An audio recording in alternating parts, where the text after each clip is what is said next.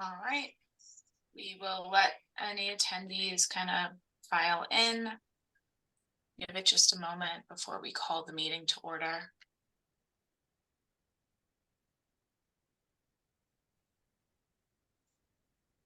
All right. Looks like that number's pretty stable right now. Robert, if you want to go ahead and call the meeting to order. All right, the time is 6:33 p.m. I now call to order this regular meeting of the Jersey City Historic Preservation Commission. Please be advised that in accordance with the Open Public Meetings Act, the notice of the time, date, and place of this regularly scheduled meeting of the Jersey City Historic Preservation Commission was provided to the Jersey Journal, Jersey City Reporter, and the Ellis Specialito on Wednesday, October 18th. Notice was also provided to the clerk for posting on the bulletin board outside of the clerk's office in City Hall and on the city website. I have proof of this notice here in evidence. Iris, if you wouldn't mind marking this B1. Yes, B1 is received and marked. Thank you. All right, we'll do a roll call attendance. Commissioner Amatuzzo. Present. Okay. Commissioner Sandkamp. Here. Commissioner Gunther. Here. Commissioner Lewis. Here. Commissioner Sakong. Here. Commissioner Cronin. Present. Commissioner Garriga is absent. Commissioner Blazak is absent. Vice Chair Gucciardo. Here. And Chairman Gordon. Present. Okay, there are 8 members of the commission in attendance tonight. 5 affirmative votes are needed for a certificate of appropriateness. Next item down is the approval of the minutes from our October 2nd meeting. Does anyone have any questions, concerns, corrections on those? Then staff recommends a motion to approve the minutes from October 2nd. Motion to approve. Second. Okay, I have Tony and then Stephen. All right, we'll do a roll call vote for those as well. Commissioner Sandkamp. Aye. Commissioner Lewis. Oh, Kelly, I didn't hear yours come through. You still can't hear me? No, I just heard you now, just then. Abstain. Sorry. That's Okay, weird. abstain, got it, great. Commissioner Amatuzzo, Aye. Commissioner Gunther, Abstain. Commissioner Sakong, Aye. Commissioner Cronin, Aye. Commissioner Garriga is absent, Commissioner Blazak is absent, Commissioner Gucciardo, Aye. Vice Chair Gucciardo, and Chairman Gordon. Aye. Okay, there are 6 votes in favor, none against, and 2 abstentions. The minutes from October 2nd are approved. Correspondence, all copies of application materials, anything relevant to tonight's meeting are available through the links on tonight's agenda on the Jersey City Data Portal. Announcements, we're actually going to just talk about announcements at the end of the meeting. There are no relevant announcements for this moment, but we'll talk again at the end of the meeting. Which leads us to open public comment. There are any members of the public in attendance tonight who would like to speak regarding matters of historic preservation that are not on the agenda tonight, right? So this is for items that are not on the agenda. If you would like to speak about an item on the agenda, there will be open public comment for each of the items on the agenda, but this is for items not listed on tonight's agenda. Okay. All right, so I do see one hand raised. So if we want to make a motion to open public comment, we can take public comment. Motion. Second. Second. Okay. All in favor? Aye. Aye. All right, Dexter, I see your hand raised. I'm going to promote you. You'll have to accept the panelist invitation. We'll swear you in, and then you'll have 3 minutes for public comment.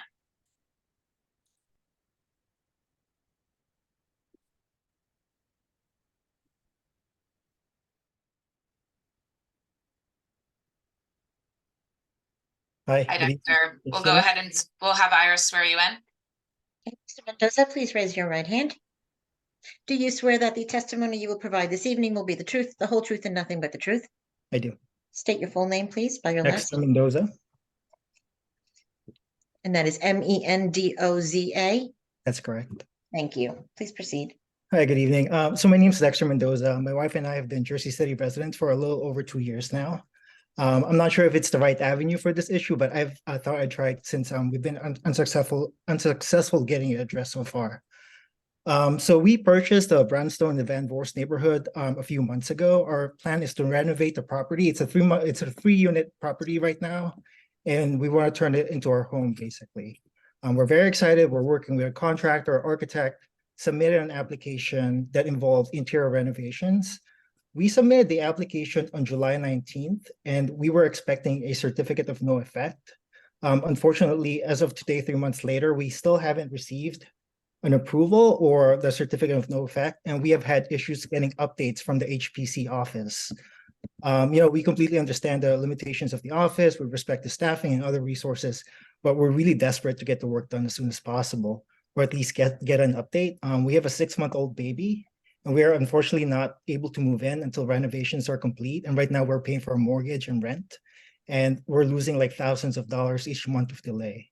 What was really hoping for this to accomplish with this comment is to get the ball rolling on our application. I feel like we've hit a roadblock and we just don't know what that is, and we're desperate to move forward. We would Okay, really Dexter, appreciate Dexter, what's your address? 128 Mercer. 128 Mercer, okay. I'll give you a control number as well if you'd like that. Yeah, if you have the number, that'd be perfect. Yeah, it's H-23-0042. Okay. All right. Yeah, and we appreciate the work that you do, and we're excited to move into the neighborhood, but we just kind of wanted to move forward with it. All right, I'll figure it out for you tomorrow. Thank you so much. No problem. Does that end your public comment? You have That's it. Okay, Appreciate it. let's say 45 seconds left. Yeah, that's it. Thank you. Have a nice night. You too. Bye-bye. All right, are there any other members of the public who would like to speak regarding matters not on tonight's agenda? All right, I see no hands raised, so we can make a motion to close public comment. Motion. Second. All in favor? Aye. Aye. Okay. Brings us right down to old business. Robert, if you would like to call the case. Yes, the first case this evening is H20-357. The applicant is Maria P. Vallejo Esquire and Kenneth A. Porro Esquire on behalf of Benjamin and Angelo Gentile owners. This is an application for a certificate of appropriateness for facade restoration, interior renovations, construction of a full-height rear addition, and expansion of a non-conforming use at an altered key contributing vernacular classical revival building with Greek revival influences constructed circa 1840 in the Hamilton Park Historic District. This is a recommendation to the Jersey City Zoning Board of Adjustment and was carried from the April 24th, 2023 regular HPC meeting. Thanks, Robert. All right, before we reopen testimony on this, Charles Anthony, is there anyone else you want me to promote? No, it's just I'm having a little problem with my video right now. This is Chuck Harrington, but it's just I'll testify that that's definitely your voice. Yes. All right. I'm gonna sign on my phone, but unless you want, I can give a brief overview and then hand it off to Anthony because he's really the star of the show tonight. Unless you want to see me. Chuck, why don't you do that? And then while Anthony is walking the board through the changes, that should give you more than enough time to join on your phone. Okay, will do. All right, before we get that started, I do just want a couple housekeeping notes. The first is that obviously since the commission last heard this, there's been a change in council. So the council represented on the application is not accurate. There's also been changes to the project that changed that project description. And Anthony will take you guys through those. I did just want to make sure we said that at the beginning. The second item is that Dan and Austin, you guys were not present at the last hearing. Chuck, if it is okay with you, both of them have read the transcript. If you'd like them to affirm that they've read the transcript so they can vote on this evening. Yeah, if they could just do that for the record, that'd be great. Yep. Yeah, I can state for the record that I've reviewed the transcript. Yeah, same here. I reviewed the transcript. Great, thanks. Thank you. All right, that covers the staff portions of this. Chuck, if you want to just do a quick overview. Sure. So for the record, Charles Harrington of Connell Foley, on behalf of the applicant, as Maggie mentioned, this was before this commission back in April of this past year. And at the time, there was some, discussion as to, the appropriate restoration of the property. It's my understanding that there was a photo that was discovered of the property that predated the 1938 photo. So since that time, Mr. Vandermark has been working diligently on the project in concert with the historic staff, and we're hopeful that the board, the commission sees tonight. We think is a really terrific project and restoration of this property. As Maggie mentioned, the project is a little different in that it is now proposing 8 units. I believe the project that was presented to you back in April was for 10 units. So it's a little bit smaller in density, but are still, proposing. It's a 4-story building with the proposals for the 3-story addition at the rear, and then Anthony will walk you through the other changes that he has made since that meeting to try to address, comments that were raised at the last meeting. As far as although it's for the board's edification, if this is approved, the next step in our process would be an application before the zoning board, and that application would include a variance for an expansion of the non-conforming use, because the property as it exists today is a 4-unit building. So that is, but it's not a typical townhouse, right? So it is a multifamily dwelling. So we are seeking to expand that to the 8 units, which is actually under the permitted density in the historic district. The 10-unit project presented to you back in April, that I believe met the 75 units per acre. We're now below the 75 units per acre that's permitted in the historic district. So with that said, I'm going to hand it off to Anthony, and he can walk you through the project and the changes since April. Mr. Vandermark, do you swear that the testimony you will provide this evening will be the truth, the whole truth, and nothing but the truth? I do. State your full name, please. Spell your last. Sure. That is Anthony C. Vandermark Jr., Vandermark V as in Victor, ANDERMARK, principal of the architectural firm of MVMK Architecture.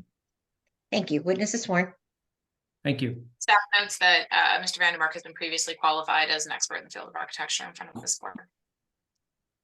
Thank you very much. If I can just go ahead and share my screen and jump right into this.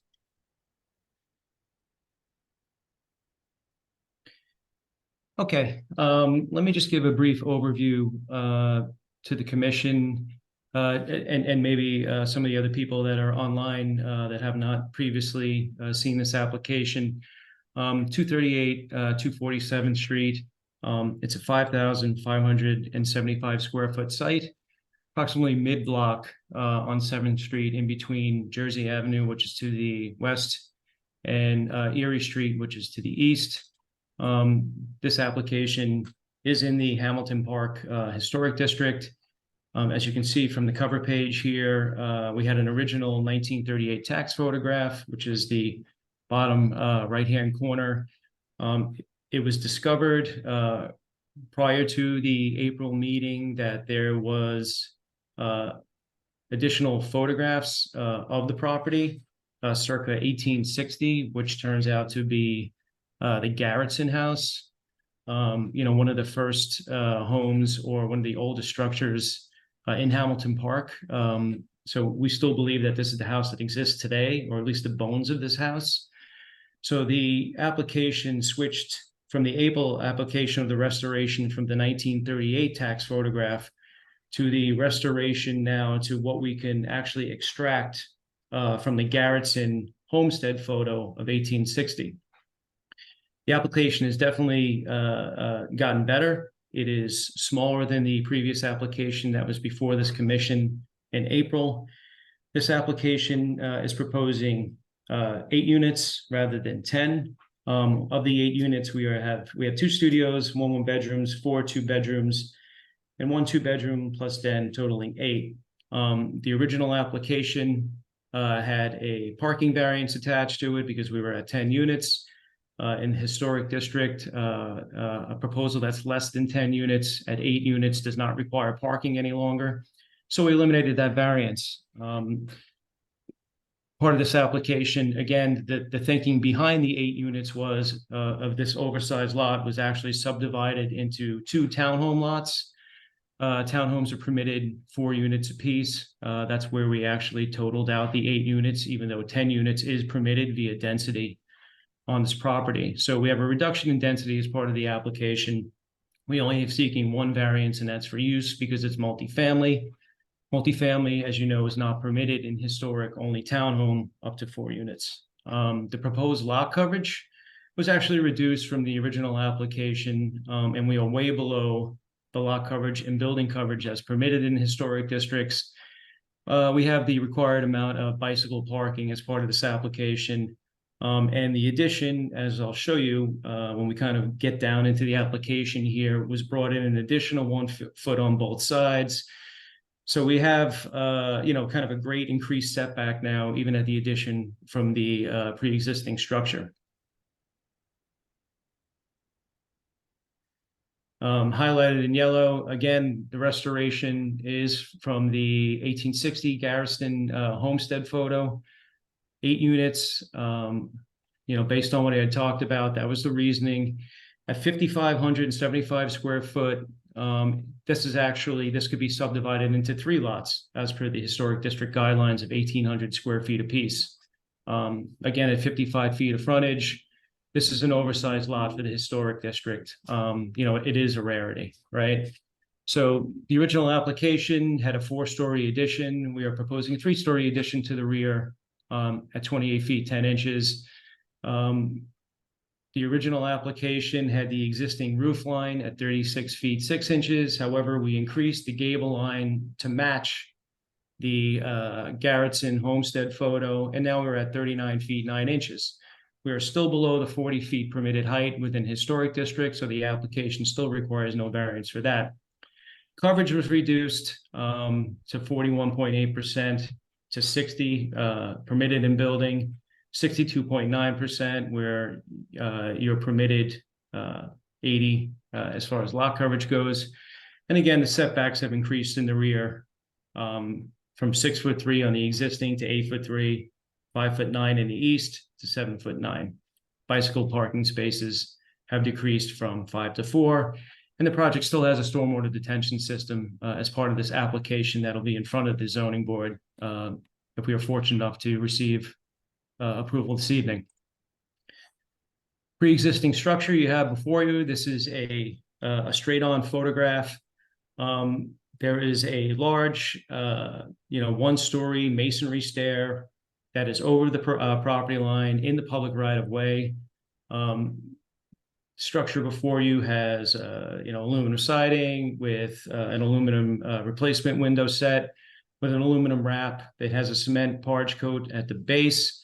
And as you can see, it's got some sort of pediment line at the upper roof line here of the front facade. This canopy over the entry doors above the stoop, not existing and wasn't part of the original homestead. That will be removed as part of this application. When you look at the building from west to east, in the foreground, you can see the adjacent neighbor is a 4-story masonry row house. The adjacent neighbor to the east, same 4-story row house. Side profile of the building, as you can see, the gable of the existing Garrison homestead was removed at some point in between 1860 and 1938. They actually cut the roof line probably to where the pre-existing collar ties were, and they flattened the roof out. I don't know why this decision obviously was made, maybe to modernize the building. For whatever reason, they might have taken the chimneys out of the pre-existing homestead, and instead of repairing the roof line at the gable, they cut it flat. For whatever reason, there's a partially sloped roof and there's a flat roof, and we'll get into the existing elevations of the structure. As you can see here on the side elevation, again, aluminum window, replacement windows with aluminum wrap. However, there seems to be a stained cedar shake that was not original, that's on the side facades now. Pre-existing front yard has a gate line, various planters at both east and west corners of the property. And you can see it as a side yard, at both east and west side of the property. Visual again, this is east looking west, cedar shake on the side elevation, replacement windows, and a wood barrier in between the side yard and our adjacent neighbor to the east. This is a blow up of the 1938 tax photograph. And as you can see here, this is some sort of lap siding on the original 1938 house. But again, this pediment wasn't original. And these two little decorative pieces or a parapet line at the roof line were not original to the Garrison house either. As you can see here, the porch had dual staircases that led to a central entry point. We have since learned that that was not even original to the structure. This was constructed between 1860 and the 1938 photograph.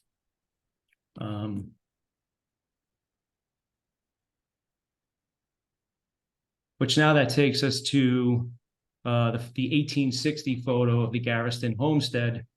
As you can see here, no adjacent neighbors. The grading is completely different on the site.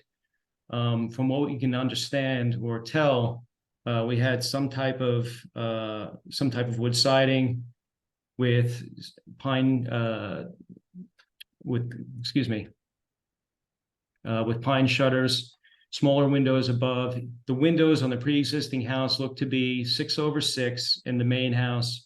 The back addition looks to be like a 4/4 window, and we're thinking probably for the top where the shutters are, there's probably a 2/2 based on the size of the window.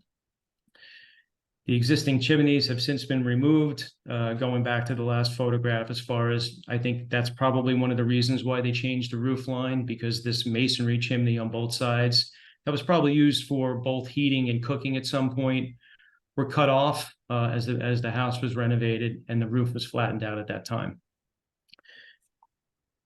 Here in the foreground of the photograph, and there was probably a substantial grade change in between where this gentleman is standing and probably the street line, probably the difference of probably eight feet.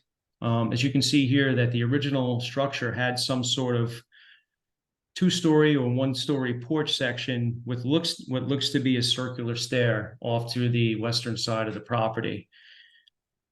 Based on the balustrade and the handrail, this could potentially be a wood handrail. At the moment, the restoration notes call for this to be wood. This could also be an iron stair and railing system. They're very thin, the balustrade or the ballasts. So, potentially this could be some sort of iron balustrade, both here and on the front of the house.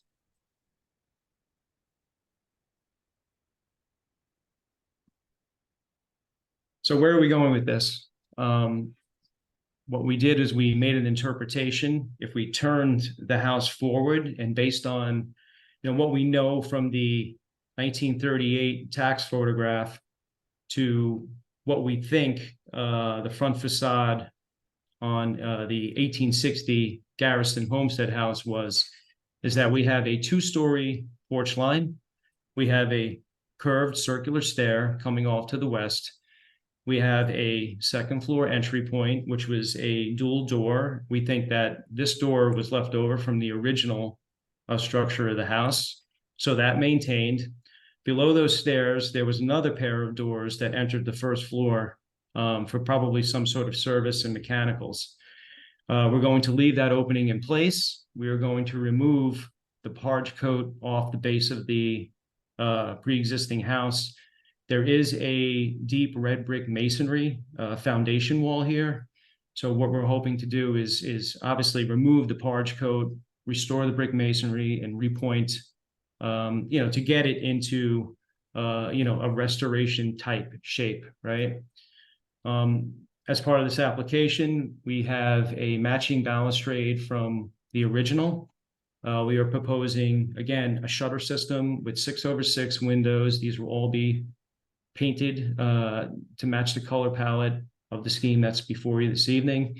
And we are using an Essex green accent color at the shutter line and also the front fence line.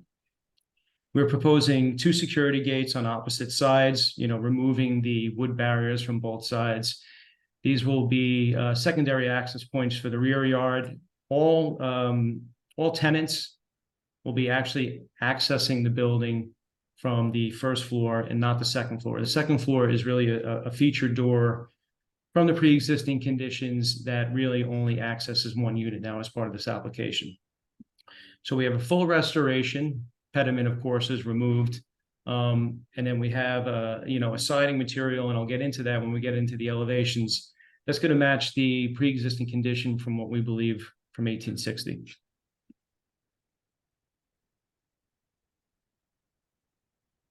So as part of this application, and one of the points of contention with the adjacent neighbors was that the original addition went to the allotted 30-foot rear yard setback, which is permitted by the historic zone. This building addition that we're proposing this evening aligns itself exactly with what's there now. Okay, we just expanded the rear yard addition of the property. As you can see, we have a 41-foot, 1-inch setback from the rear yard property line. And again, we have not increased the setback into the rear. We have simply just expanded this addition to both sides, right? So as part of this application, as you can see here, the pre-existing condition, the stair is being removed. It's being replaced by a generous front yard planter in between the fence line and the building face. Pre-existing sidewalk is at 6'9". It's too small for you to actually do a street tree. So we believe we're going to put 2 trees in front of the property at the centralized location in the front planter. There's another planter to the right, which is pre-existing. We're going to restore that and obviously replant the landscaping. And the access point will be through 2 gate lines on opposite sides of the front planter system.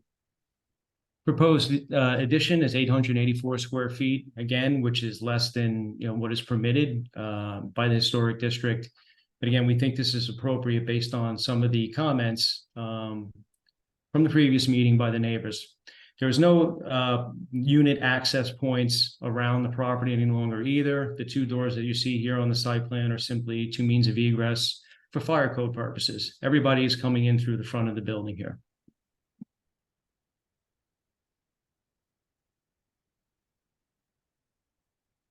So as part of the application, again, I'm showing you the first floor plan. To the rear yard, we have a generous landscaped backyard. Board-on-board fencing around the full perimeter on any of the exposed access points to the rear yard. The stormwater detention system as part of the application will be below grade in the rear yard. It will have an access cover within the grassed area, and it will slowly feed back out to the municipal system when it's needed. Going back into the building itself, again, central location through the double doors that match the double doors at the second floor. We have 2 studios that really are as a result of this central access point. And again, you enter from grade directly through the center of the building. We have a 374 square foot studio and a 456 square foot studio to the right, and then a 2-bedroom at 894 square feet. As part of this application, we have bluestone pavers within our gate line. We have a charcoal gray sidewalk in front of the gate line. And then we have a concrete paver system of both side yards, and then that leads into the rear. As part of this application, we have condensers for each unit, which will be fully screened to the rear yard. And again, well within the setback of the historic district of 30 feet.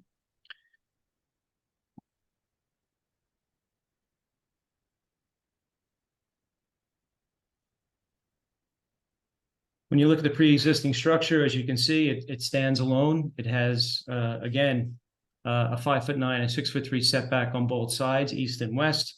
When you look at the footprint area, again, we have some bigger buildings with a greater encroachment to the rear.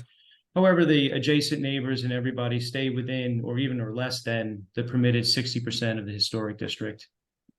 And again, our proposed addition will be no greater than what the addition is now.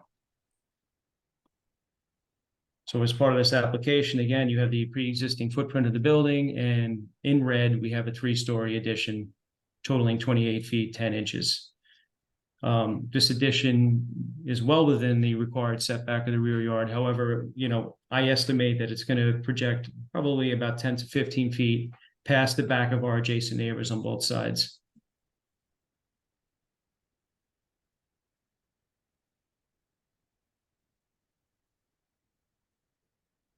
Again, when you look at the aerial, the hole in the donut per se, or the center of this block in the rear yards, very heavily treed, lots of landscaping.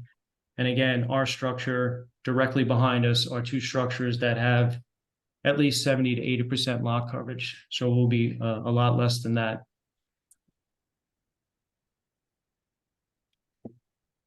First floor, 2 studios are in blue. In yellow is the 2-bedroom unit. Again, the red line shows you that the rear yard addition is not greater than anything that's pre-existing. When you get to the second floor, we have just two bedrooms there at the second floor. And we have one at 894 square feet, and we have the other at 1,009. And again, the second floor porch and circular stair is only feeding this one unit. It really technically would be a private deck for that second floor unit. Again, it has public access, but it really doesn't lead to anywhere but the second floor unit in the front.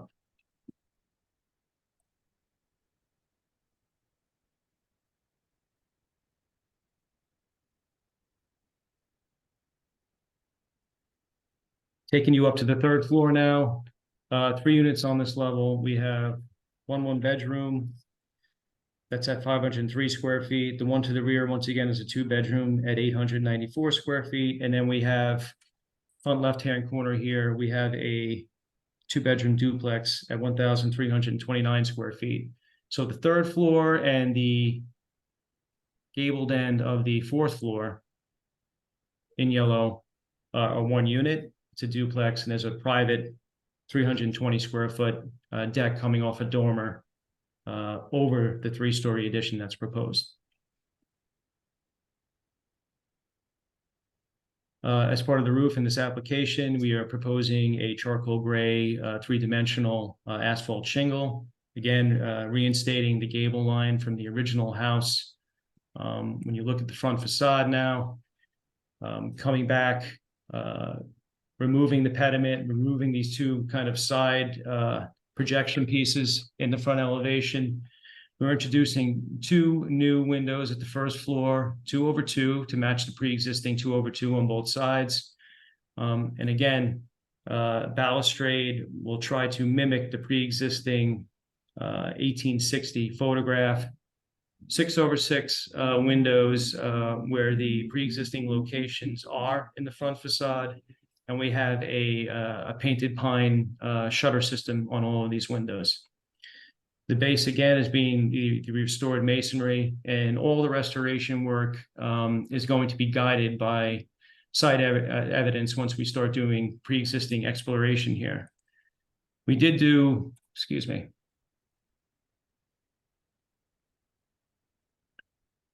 We did do some probing. And as you can see here, we have some layers of time, right? We have the existing aluminum siding, probably done somewhere in the 60s and 70s. We have the stained cedar shake, which matches the side elevations, that was probably put on between 1938 and the 60s and 70s, right? When you dig a little bit deeper, you have, it looks to be the existing clapboard. Now, this was either like a tongue and groove or some sort of lap siding, just based on what the seam is, right? This siding was, not beveled, not one over the top of the other. However, it seemed to be butt jointed. In this photograph of the front facade here, this looks to be some sort of a heavy timber sill plate. We won't know the exact species of the pre-existing siding until we start doing more exploration into the wood itself. Chances are this would be either pine, an oak, or perhaps a cedar, just based on you know, the wealth of the of its occupant of the time when it was built. Here in this photograph, as you can see, arch coat below, you know, and there's a lot of different layers going on here. So we'll be doing more probing on this. The graphic above is the pre-existing condition. Again, at some point, the gable was removed. We are reinstating the gable. We are proposing a small dormer off the back of the existing structure that accesses a roof deck above the 3-story addition.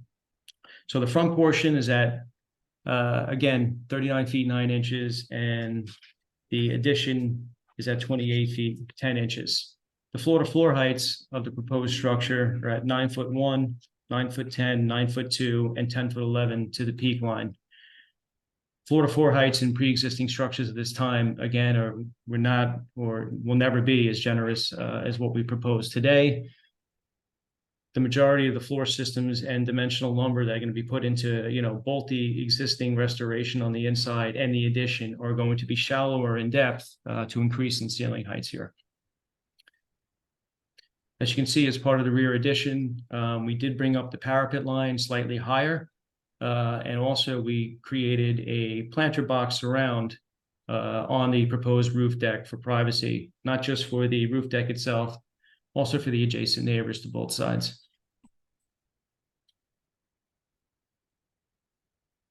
Side elevation, again, when you strip back that cedar siding now, it looks to be some sort of bevel siding below. I don't know if this is the original or if there's another layer of siding below that. So we'll keep stripping this facade down until we get to the original sheathing material. And then we will restore both sides to match what the original sheathing material was. Down below here, you can see the masonry foundation wall that has not parged, right? We have just a very heavy mortar bed on the pre-existing masonry, red masonry condition. So we will clean all of this up as part of this restoration.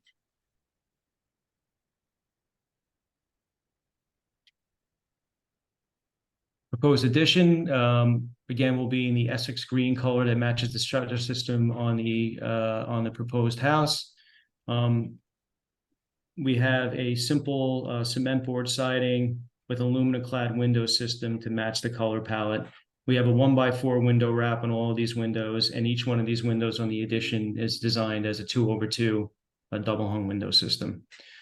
As you can see here in the foreground, we are proposing a screened condenser area to the rear yard.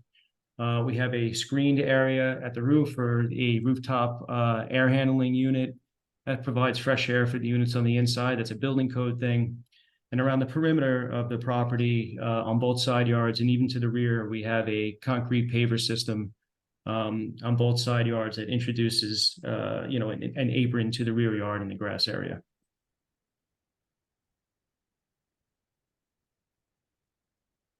Again, rear facade, the pre-existing condition had 2 additions. We are now merging them together, and we're providing a 2-foot setback off of the pre-existing side yard. So again, we've increased the setback from the original application in April to what you have here now, a more generous setback at 8'3" and 7'9".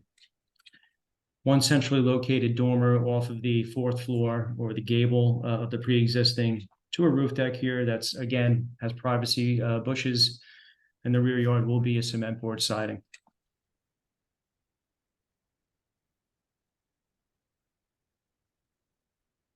Just going over the pre-existing conditions, again, rear addition, which looked to be some sort of a foyer with a replacement windows.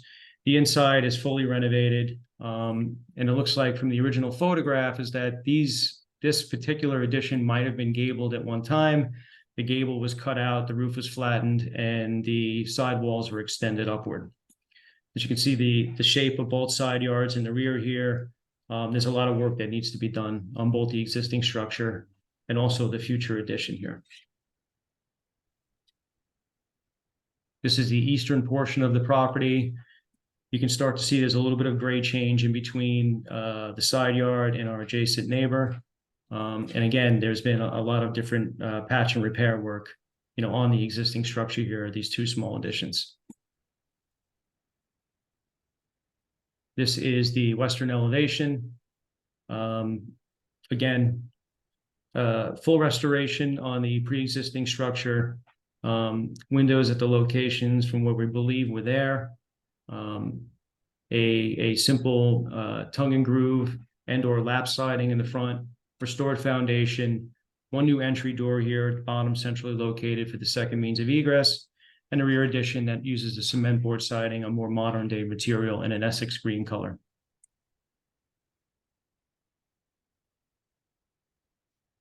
Just going back again, head jam and sill details of the pre-existing and what is proposed. We have a off-white as part of the front and side facades of the existing structure. Charcoal gray, again, three-dimensional shingle at both the porch and the roof line, and window wraps at 1x4 in white, and a green accent shutter in that Essex green. The front fence line will be in Essex green, and I believe the upper fence line or the porch line is going to be in the off-white color, which we have shown in this rendering. Because when you look at the pre-existing conditions, it looks like this railing system matched the house in color.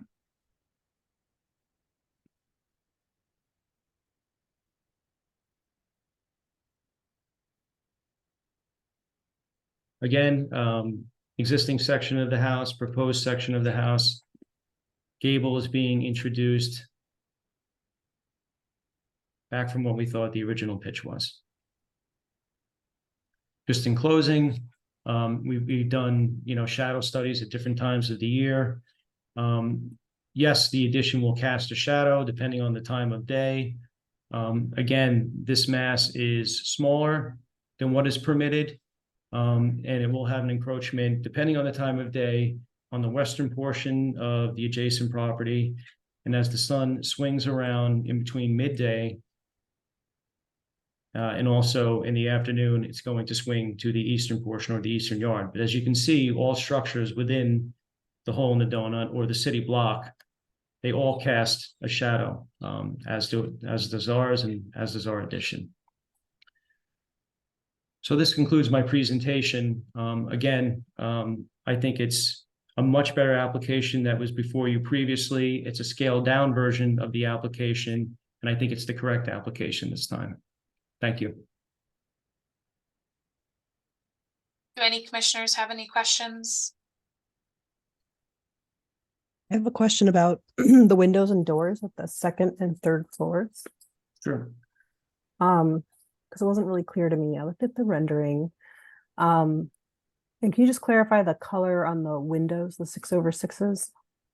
Yes, the 6/6s are going to be a painted Essex green. Okay. And they're like simulated divided lights? And they will be a painted simulated divided light, correct? Okay.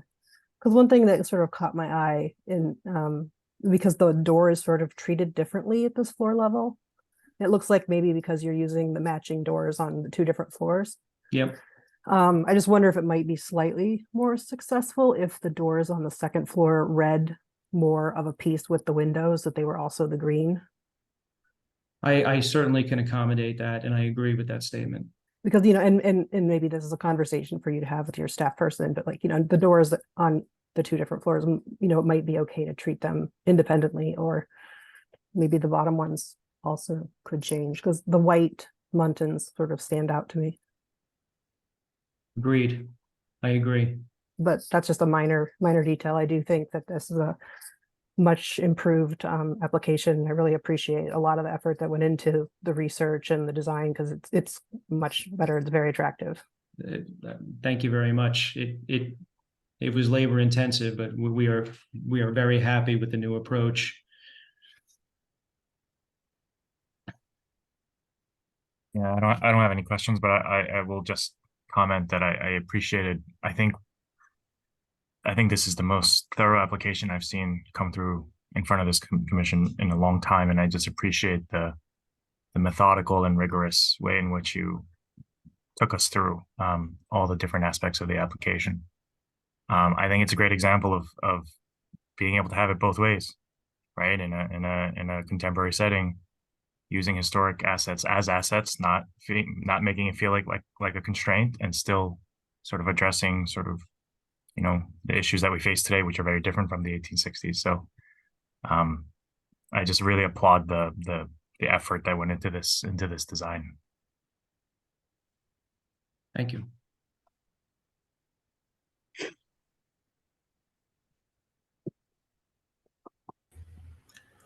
I have a question for you, Anthony. It's Paul Amatuzzo speaking. Can you please zoom in on the porch column a little bit? Because the column in this picture looks kind of round to me and not necessarily square, like you have in the drawing. I might be wrong, but typically a square column, we usually would see a seam at a corner or something. Yeah. This just appears to be round to me in this photograph. I don't know. I mean, the square column also looks great, but it just looks round to me in this particular photograph.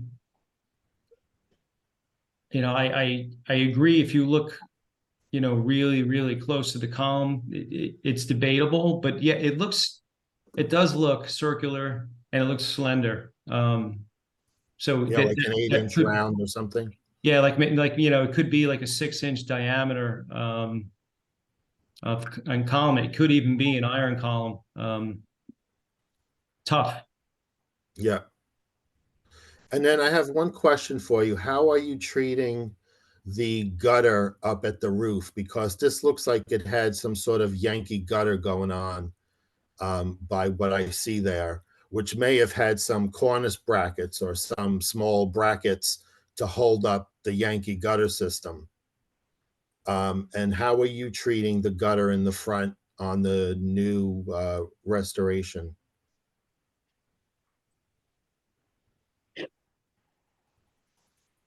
See, at the moment, we had a simple profiled gutter that the leader, though, actually wrapped around to the side elevation.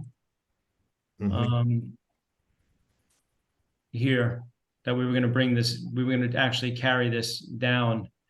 Now, can we create a Yankee gutter at the end of this roof line? Yes, we could. But it can virtually do the same thing. It could basically tie into the side leader and then down to the underground system. Yeah, I just don't think, you know, unless you're encasing that gutter in something, I don't think we would have looked at, you know, it may have been a copper gutter back then or a rounded, you know, rounded tin gutter of some sort, but I don't think it would have been an aluminum gutter. So I'm hoping that's not what we're going to be seeing. That is not what you're going to be seeing.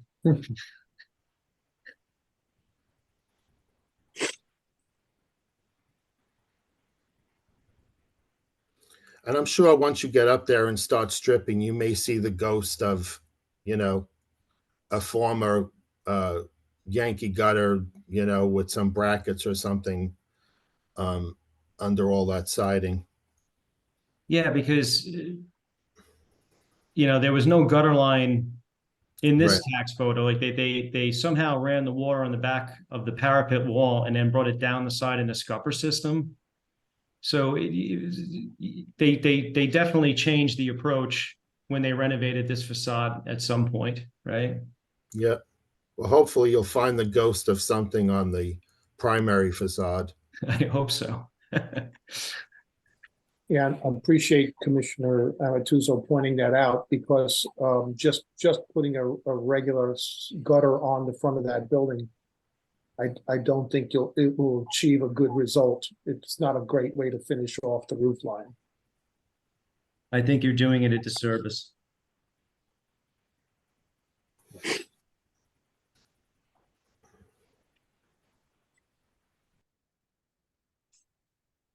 That's all I had, Anthony. Thank you. This is Commissioner Gucciardo. I had some questions. How are I had a couple of questions about the shutters.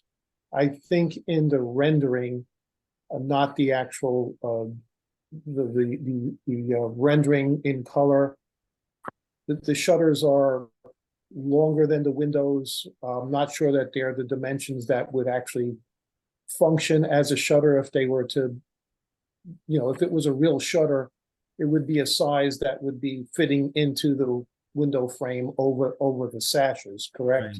Yes. The worst thing would be is that these would be a different proportion and just kind of, somehow attached to the side of the building, which you see in so many places, and I don't think it would be appropriate.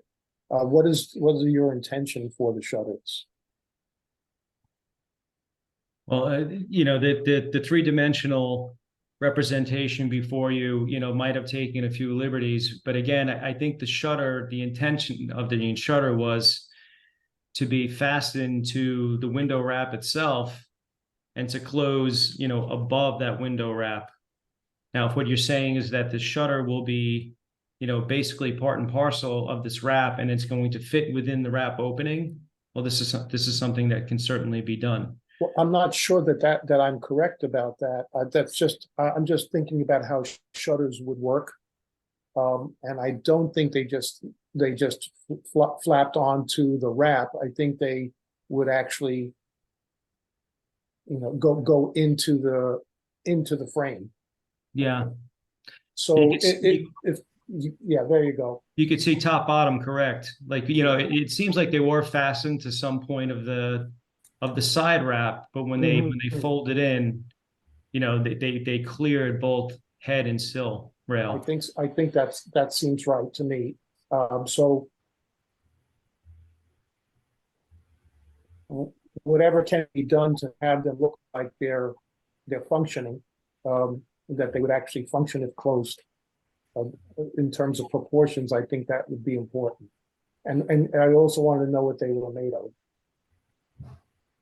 I think previously they may have been made just, with some research with this, I think they may have been made out of pine, but again, because of the wealth of the owner of the time, these could have been made out of quite a few different wood species here. And what are you intending to make them out of? I was going to make them out of pine. Okay.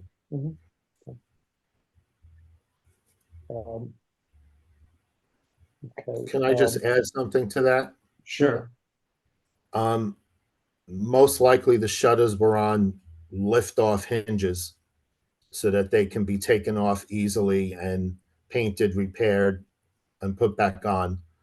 And the other thing I wanted to say was I agree with Commissioner Gucciardo that they most likely closed on top of the windowsill to protect just the sash and the windows, the window sashes alone.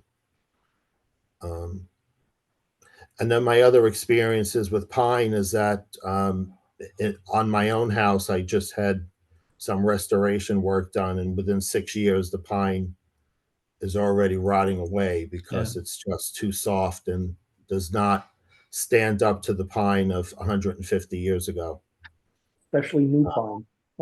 Yeah, especially new pine. So you might want to consider an alternate material to make all of those shutters out of, unless they're pressure treated or something. But regular pine is just not gonna last.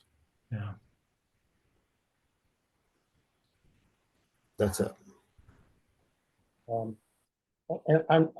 my second item is I'm kind of struggling with the combination of metal and wood that's being used on the porches and the staircase. I understand that the photograph is not clear. The original 1860s photograph isn't giving you a lot of information, but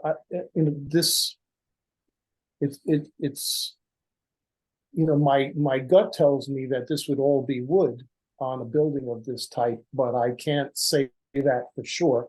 Right. But I can't imagine metal railings on at that time and on this structure. I can't verify that in any way, but just my experience over the years tells me that this is probably all made out of wood, although it looks, like you said, very thin. Yeah, very thin. Material. Yeah.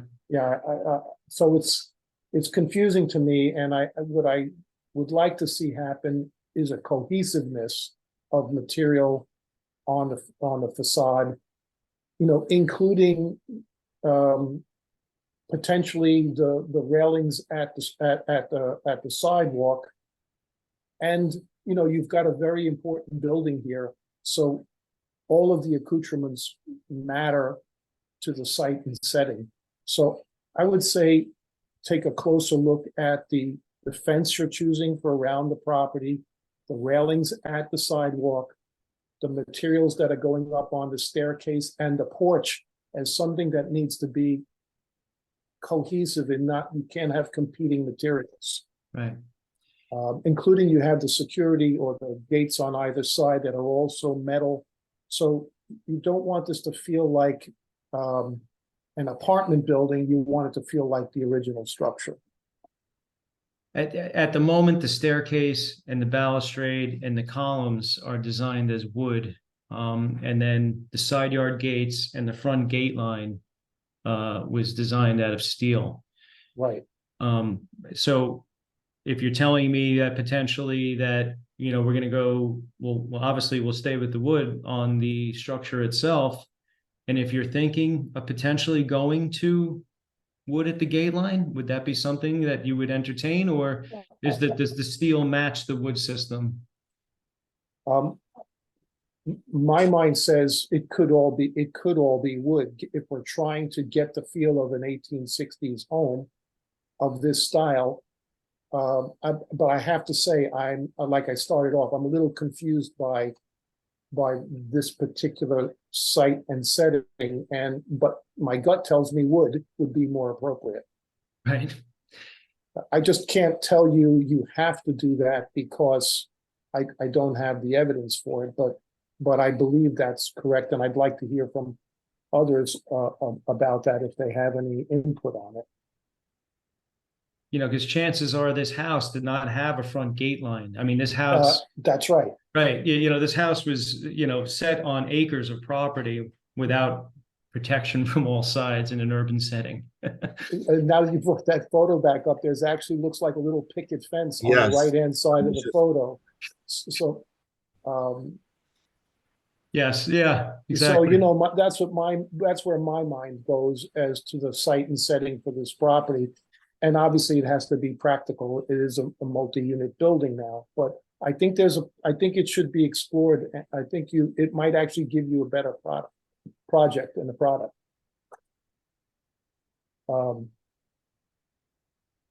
Let's see, that kind of, how did you come to the roof material you're using? Are you going to do any kind of exploration there as to what the roof material should be? Yeah, absolutely. When we start stripping the front facade here, and we break down whatever happens at that upper parapet line, there should be some indication of what maybe the original roofing material was underneath there. And of course, once that's discovered, that's what we'll match. Okay, thank you. That's great. Yep. And then you showed where the extension is going to go on the back. When you showed photos of the current conditions, there's stone and brick mixed in on the foundations on the back. What are you planning to use? It looked like you were using a different material than the brick that's being used on the front foundation. At the rear, you've textured it in the drawings in a different way. Yeah, that is correct. I mean, I'm thinking this is going to be more of a conventional construction set here, right? So we're not going to be able to bring any type of machinery through this property. So this is going to be a monolithic raft slab. It's going to be a thick reinforced concrete slab that's going to have a concrete block foundation wall that takes you up to, approximately, 2.5 to 3 feet above grade. And then the stick build will be above that. So what we're looking at here is a reinforced CMU foundation wall that's going to be tied into this monolithic slab, that's going to be barge coated. Whether you think the addition is appropriate to have some type of brick veneer, not conventional means of construction in this day and age, if that's something that the commission feels is appropriate, again, it's certainly something that, ownership would consider. Okay. Oh, and I only bring it up because there is that exposed foundation in the images. Yes, it's not visible from the public right of way, but you do have kind of a special property here. Right. So I would ask you to consider that. Okay.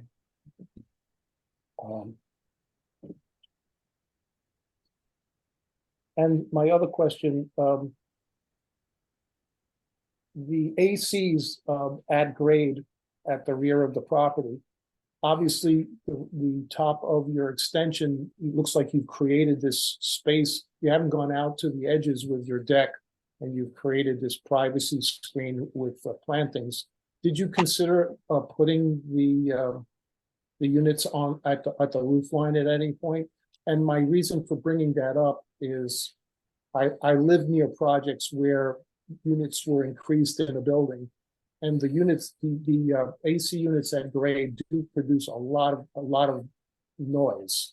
Right. So I had some concern about neighbors here having, and also obviously the units at grade, having them outside all of their windows.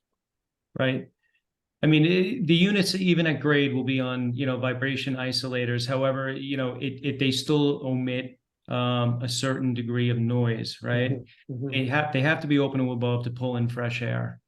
They were considered on the roof line, on top of the roof previously. However, ownership thought it'd be more appropriate to put them in the rear yard and have this, have this private outdoor space for the upper unit. Could we potentially line them around the perimeter? Again, screened behind the parapet, in between the outdoor space. It can be something that's considered, yes. Yeah, I think you should. I know it's probably more difficult to maintain them when they're up off the ground, so there are practical considerations.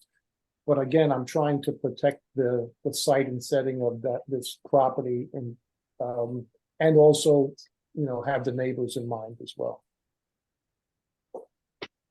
Understood. I just wanted to confirm, there's really only one variance being required, and that's for the number of units, correct? Yeah, and it's not even for the number of units, because the number of units is permitted. You're permitted 10. We have 8. 8 falls in line with the definition of townhome, which is 4 units per townhome. This lot could easily be subdivided if the structure wasn't there to create 4 and 4. It's really, it's a use variance just based on the definition of multifamily, as opposed, it's not a density variance though. Understood. Thanks for your patience with all my questions. I would second what others have said, that it's a much improved project, and we appreciate all the effort. Thank you.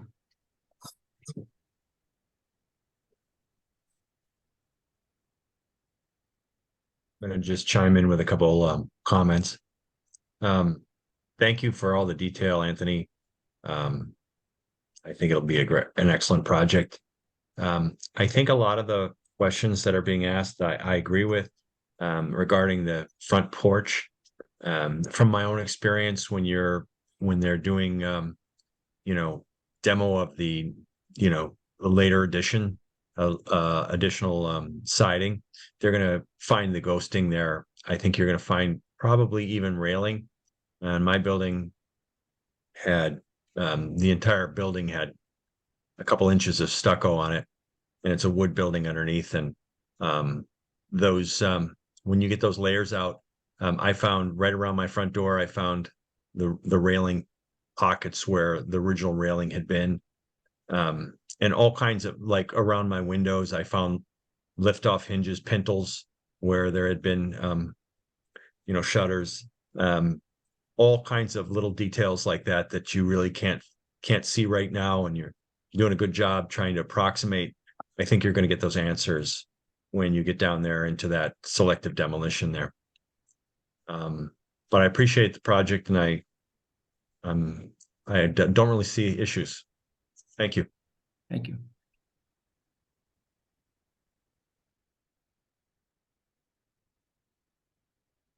All right, any other questions, comments?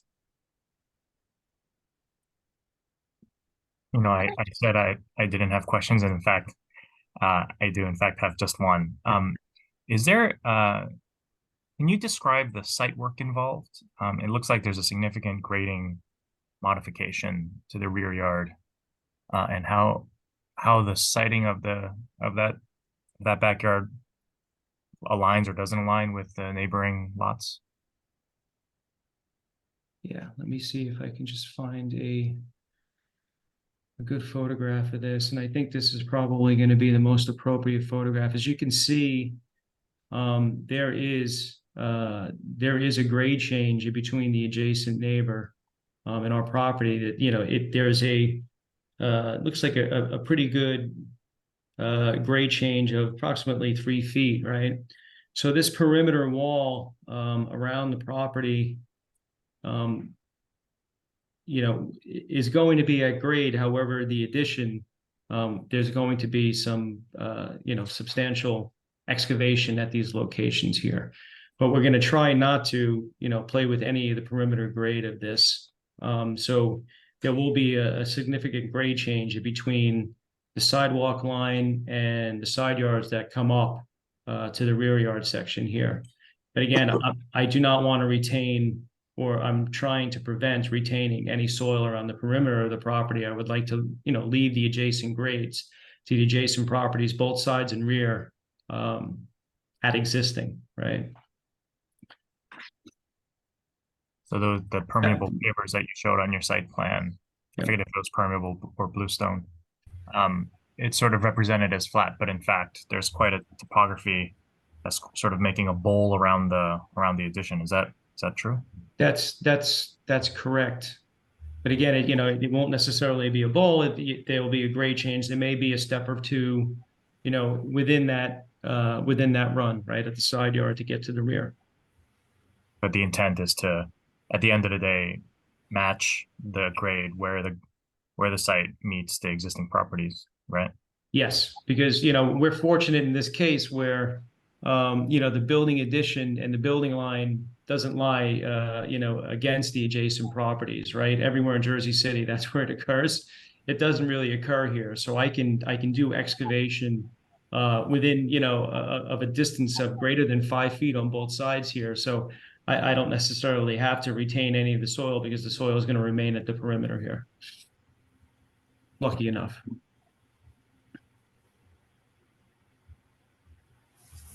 Anthony, I have one last question for you. Sure. Are you retaining any of the old bluestone that's in that backyard to perhaps maybe use on the sidewalk in the front? Yes. Or are you are fabulous. Yes. Yep. Fantastic. Fantastic. That was very important. You know, whatever is in condition to be maintained and reused, absolutely. It would be a shame to discard that material. Thank you.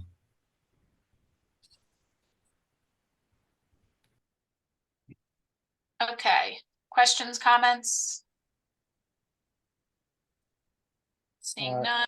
I guess my only question is, we brought up a number of things here, but we didn't say whether they would definitely be done or not, like wood versus metal hinges for the shutters, brick foundation in the back, roof material, obviously that's exploration, the gutter system at the roof line, Muntin colors. Are we going to somehow memorialize those items? I think we can agree to those part and parcel with the HPC recommendation for sure. Okay, great. Thank you so much. Yeah. That's great. Thank you. Yeah, we could add those as conditions of approval. Yeah, I was about to say, we can clarify anything that you want specifically called out during staff comments. And I certainly, subject to, I could obviously follow these, refollow these drawings with Maggie as a, you know, as a filing set. Sounds You good. will. With these changes. Okay. If there are no additional commissioner questions or comments, Anthony and Chuck, does that conclude your testimony? Yes, it does. Great. Okay, so we can move on to public comment. So I do see 2 hands raised. If there are any members of the public in attendance who would like to speak regarding this matter, please use the raise hand function on the bottom of your screen. If you're on the phone, you can press *9. So because we do see some hands raised, I will just briefly go over what are rules for public comment. When I call your name, you'll get a invitation to be promoted to a panelist. You do have to accept that in order to address the commission. You will be promoted. You can unmute yourself, turn on your camera, we'll swear you in, and you'll get 3 minutes to address the commission. And then following that, you'll be moved back down to an attendee. All right, do any commissioners want to make a motion to open public comment? Sure. I'll second that. Second. All in favor? Aye. Aye. All right, so let me just stop the screen share. So Matthias, you are the first I see, so I'll go ahead and promote you.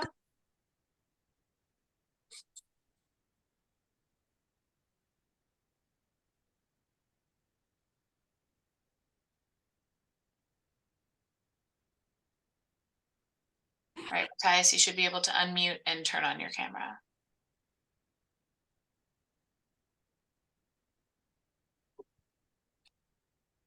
All right, there we go. Just go ahead and swear you in. Please raise your right hand. Do you swear that the testimony you will provide this evening will be the truth, the whole truth, and nothing but the truth? I do.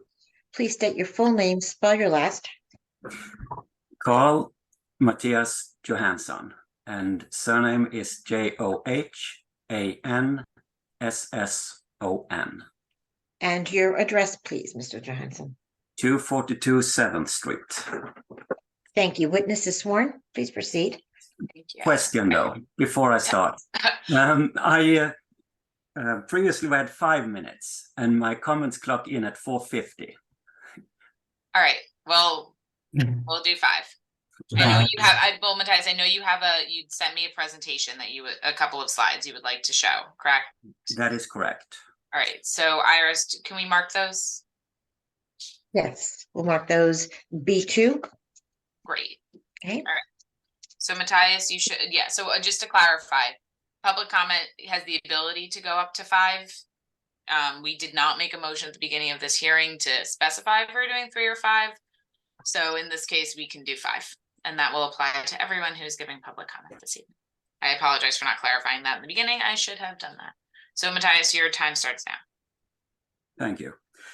In the last hearing on the homestead, I detailed how Stephen Gerritsen, an early owner of the property, was a prominent member of the community in Harsmas in Hudson County, and that he was both a farmer, a judge, a businessman, and church elder. We saw 2 historic photos of the building dating from the 1860s, and they show that the building is remarkably intact and has remained so for 160 years. And after the meeting, I and the research librarian at Rutgers, Janelle Mittelstedt, have continued the research and have more interesting information to share. By researching deed books, we have found that Stephen Gerritsen bought the land directly from the Coles estate in 1831, almost 200 years ago. This watercolor shows the local area in 1823, only 8 years before Stephen Gerritsen bought the land. The 1823 sketch shows that what is now Harsmas and Hamilton Park was rolling farmland at the time. I've overlaid a couple of the current streets to assist with the orientation. The image is from the collections of New York Historical Society, and as far as I know, it has not been published in the last 120 years. And I believe it's quite an important rediscovery. The building that is before the commission was built as a farm, and based on contemporary newspaper articles, we know that Stephen Gerritsen was a dairy farmer and in 1842 had a herd of approximately 30 cows roaming in what is now Hamilton Park. What the Gerritsen 1831 deed and this 200-year-old watercolor clearly illustrates for me is that this homestead is unique. There is no other surviving building like it. It predates all other historic buildings that we see around us in the historic district by decades. This homestead and undisturbed land that it sits on serves as a link to a completely different and much earlier phase in the history of the Hamilton Park Historic District. Major land excavation would do irreparable damage to the homestead and the building, and as the building is unique also to the historic district itself. But this homestead and land does not only tell the story of Dutch settlers and their descendants. We found newspaper articles from 1850 that describes that numerous Native American burials and other finds were discovered near the Gerritsen homestead. The finds are not minor isolated pottery shards or arrowheads. On the contrary, a great number of Native American burials and artifacts were found, embedded in 20 cartloads of oyster shells. And to a layman like me, this suggests significant archaeological deposits and potentially a burial field. The Jersey City HPC is to be guided by the Secretary of the Interior Standards for the Treatment of Historic Properties. And in essence, that says, do not disturb the terrain around building or elsewhere on the site. It also and separately recommends to leave archaeological resources in the ground. But the plans calls for significant excavations of the sides, underneath and behind the homestead.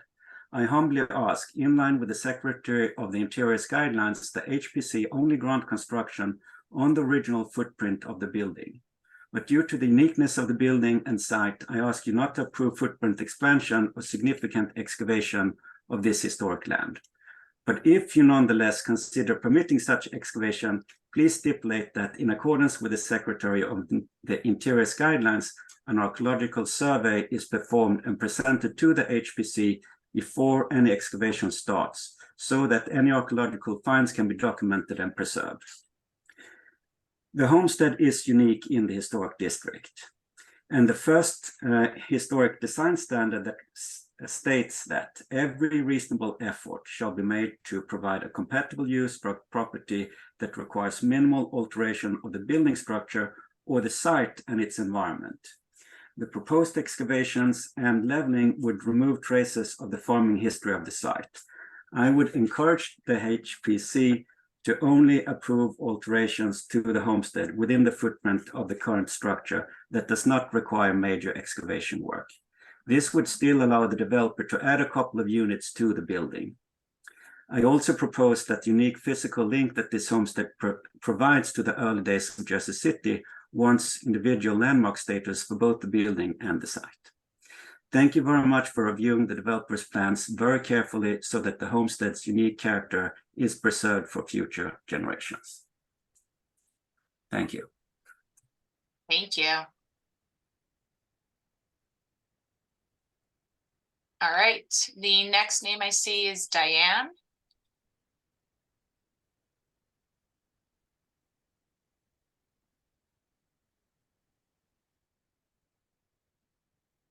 Okay, Diane, we'll go ahead and swear you in.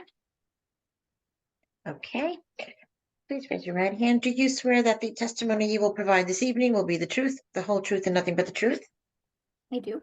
Please state your full name, spell your last. Diane Tider, Tider. And your address, please. 242 7th Street. Thank you. Witness is sworn. Please proceed. Great. Thank Your you. time starts now. Thank you. Thank you to the Commission for the opportunity to comment. Gerritsen Homestead at 247th Street, whose historical significance went publicly unrecognized until recently, is a pre-Civil War era farmhouse contemporaneous with the Barrow Mansion and the new Old Bergen Church, older than the Lowe's Theater, the Communipod Terminal, Ellis Island, the Powerhouse, the St. Peter's Prep buildings that the community has been fighting to save, and many other cherished Jersey City landmarks. Perhaps this too should be individually landmarked. The property is used for its original purpose. It has 4 tenanted apartments, so this is not a case of adaptive reuse, but of an out-of-town landlord desiring to cash in on the property he bought in 2002, when Hamilton Park had already been a historic district for more than 20 years. What would the historic board do if lots of others on the block and in the district decided they also wanted to excavate and build out their properties, sacrificing their yards to add rental units. Would it approve? What would happen to the donuts and to the density of our historic districts? Jersey City has redevelopment zones, but this block isn't one of them. What benefit would there be to Hamilton Park Historic District or the Garrettson Homestead to get an exterior facelift, but have to undergo a complete gut, losing untold original features, a rebuilding and obscuring of the original rear Ls, total removal of the chimney stacks, which are vital to character and authenticity of historic properties, and a significant excavation of earth at the sides? To Commissioner Sakong's question, it's about a 5 feet excavation to the left perimeter of the property and the rear yard, erasing the original landscape and potentially jeopardizing the stability of all the surrounding historic properties in the process. There was discussion at the April 24th Historic Commission meeting of reviewing the inside of the building to see what historic features exist there that should not be destroyed. But the developers are proposing a gut renovation and reconfiguration of the entire interior of the historic property, barring a few load-bearing walls. Did or will that happen? And with oversight from the commission? I also want to note, as I did in April, that the updated application materials still appear to contain inaccuracies and measurements that do not add up, that don't appear to have been thoroughly reviewed, which wastes the commission's and everyone's time. How can a 100-foot deep lot have a front yard setback 7 feet 1 inch deep, a front porch 5 inches deep, an existing building 31 feet 7 inches deep, a proposed addition 22 feet 3 inches deep, and a rear setback 41 feet 1 inch deep? If not possible, the front setback plus porch plus existing building plus proposed addition totals 65 feet 11 inches, which would only leave a space for a 34-foot rear yard setback, not 41 and 1 inch. I'm deeply dismayed to see this error persist in the proposal and wonder what other issues exist that aren't so easily spotted. I feel this application should be rejected on this issue alone. But aside from that, there are multiple mischaracterizations in the application, which understate the true impact of this proposed redevelopment. This building is not zoned as a 4-story wood frame building, as it repeatedly said, but actually a 2-story frame duplex dwelling. It has living space only on 2 floors, plus a non-habitable attic, a non-habitable basement, and crawl space. This is not like for like, as the developers wish you to believe. The L's on the rear of the building are visible in the original photos, yet the architect and application persist in calling them additions. While the proposal dropped from 10 to 8 units, eliminating the need for a parking variance, an approval would still mean 4 additional apartments competing for scarce street parking on the block. I'm concerned to see their rooftop downspouts directing to the side neighbors rather than to their own rear yard and stormwater detention system. 8 HVAC condensers going right in the middle of the backyard sounds very loud for tenants and neighbors. Thank you, Commissioner Gucciardo, for also noting that. The proposal and excavation will remove all of the trees in the backyard and the weeping cherry tree in the front yard, even though they're important for water control and are home to many birds, and which misleadingly still appear in the proposed renderings. They said last meeting they'd add a street tree, but have not done so. If this were to be approved, what kind of oversight and accountability would there be to ensure the gentle and careful removal of the stucco layer atop the masonry foundation, for example, and the care of the other historic features? What about lead paint and asbestos abatement? At the end of the day, this permanent alteration of the single most historic home in the Hamilton Park historic neighborhood, doubling its size into an 8-unit apartment building and significantly excavating the sides and rear yard, is ahistorical, inappropriate, and unnecessary. And I ask you to vote no. Thank you for your consideration. Thank you. Okay, next up, I see Robert Burns.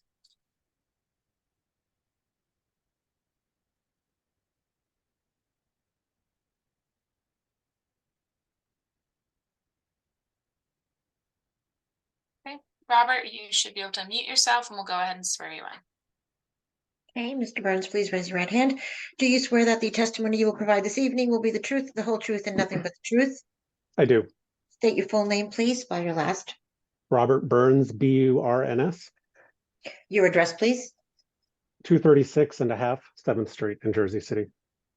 Thank you. Witness is sworn. All right, your time begins now.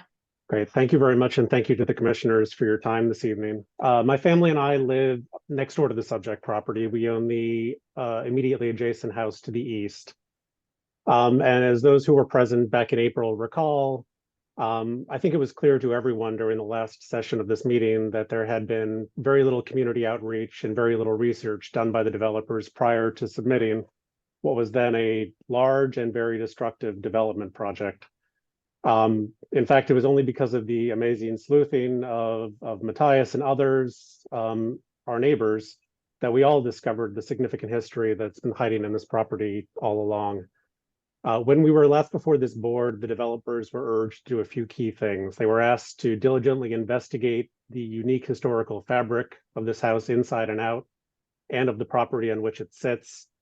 They were asked to consider in their plans the major historical contribution that this property represents, and they were asked to be good neighbors and to consult with the community that would be affected by this project.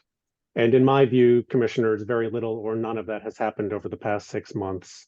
There has been no consultation, zero with the neighborhood on this project since April, despite the board's urging at the last session. You'd think, given what had happened back in April and given the size and scope of this project, that we'd hear at least something from the developers regarding what they were planning to do and how they were planning to minimize impacts and preserve the historic fabric of this property. And they know how to reach us if they want to, but it has been entire crickets since April. And the reason for that seems obvious to me. They've put some lipstick on the pig and they've made a few adornments on the front facade to make things look more quote unquote historical. And now they're back to take another swing at a project with many of the same issues that was characterized by the project they tried to push through back in April, and some new issues as well, as some of the board members have indicated with their questioning this evening. I'm not an expert in historical preservation or historical preservation standards. I, of course, put myself in the good hands of the members of this board on that. But I do want to highlight just 2 brief points for your consideration tonight. The first is, as we all now know, thanks to the investigations of our neighbors, this is a very historically significant property. There aren't many properties in the city with the history attached to this one, and it makes the community richer to have this property amongst us. But slapping some columns on a box doesn't make it anything other than a box with some columns on it. I understand that this property will never be an 1840s farmhouse again, and I understand there will never be people with hoop skirts playing croquet in front of this property on what's now 7th Street. But with all due respect to those who worked on these revised plans, what's being proposed here is fake history. It's not the real thing, and it does a disservice to the very real history of this property. It's not consistent with what I think of as preservation to completely gut this property inside and out. And it's not consistent with what I think of as preservation to be excavating the historical topography of the land on which it sits, which I might add, with a 5-foot excavation with unknown structural impacts to the adjoining properties, including mine, which were constructed in the 1880s when the existing grading was present. They're turning the original nooks and crannies of the rear facade, which are original detail in the photograph that Mr. Johansson showed, and they're turning it into a flat box. And they're taking away a ton of historical details, including the existing chimney stacks, and adding significant new issues, including metal gates instead of wood, a row of 8 AC condensers right next to the adjacent backyards, including ours. And then after all that, they pretend that the property is being preserved because it has a few pretty columns out in front. Well, most of what's actually historical about this property is going to be in dump trucks. My second point is related to the first. The developers who own this property knew they were buying a 4-unit building in a historical district, and they might not have appreciated then the historical significance of this property, but they certainly do now. And for well over a decade, they've been able to make it work for them financially. If this property didn't sit in a historic district, it would have been torn down years ago and the biggest possible box built in its place. But really, aside from a few historical details, aside from a few columns and some lip service to preservation, that's really what's happening here. Return on investment is a good thing, I get it, but by living and owning in this district, we've all signed on to rules which modify the usual rules, and which mean that we can't just run to Home Depot and put on a storm door on our house, or we can't just replace our windows with the cheapest available aluminum windows, even if those things cost us more in the long run. And that's because we are all subject to the same rules and the same historical guidelines, which say you need to restore when it's possible, you need to replace in a historically sensitive manner when it's necessary, and you need to demolish as a last resort. And in my view, commissioners, we've gone straight to the last resort. This is the demolition project, plain and simple. And You could wrap up your thoughts. sure, just to state the obvious, to me, this proposal is about maximizing revenue, not about historical sensitivity. And thanks to the good work of this commissioner in this commission in the past, this block is one of the showplaces of Jersey City, and we would ask the commission to take a hard look at this application to ensure that this important part of our block, of our neighborhood, and of our city remains intact with the appropriate safeguards. Thanks very much. Thank you. Okay, Chris, you're up next. I'll go ahead and promote you. While Chris is being promoted, if there are any other members of the public who would like to speak on this application, you can use the raise hand function at the bottom of your screen or press *9 if you're on the phone.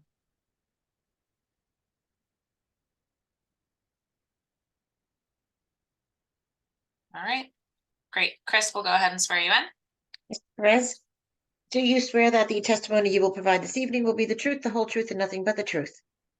I do. State your full name, please, spell your last. Christopher Perez, Perez. Your address, please. 185 Carteret Avenue.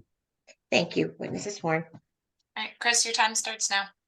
Great, thank you. Hi, everybody. This is Chris Perez from the Jersey City Landmarks Conservancy. I want to thank everybody for their time and patience in working on this project so that we get it right. I think one of the first things I want to share is that, and you know, some of the neighbors have shared, is I believe community engagement is really, really important.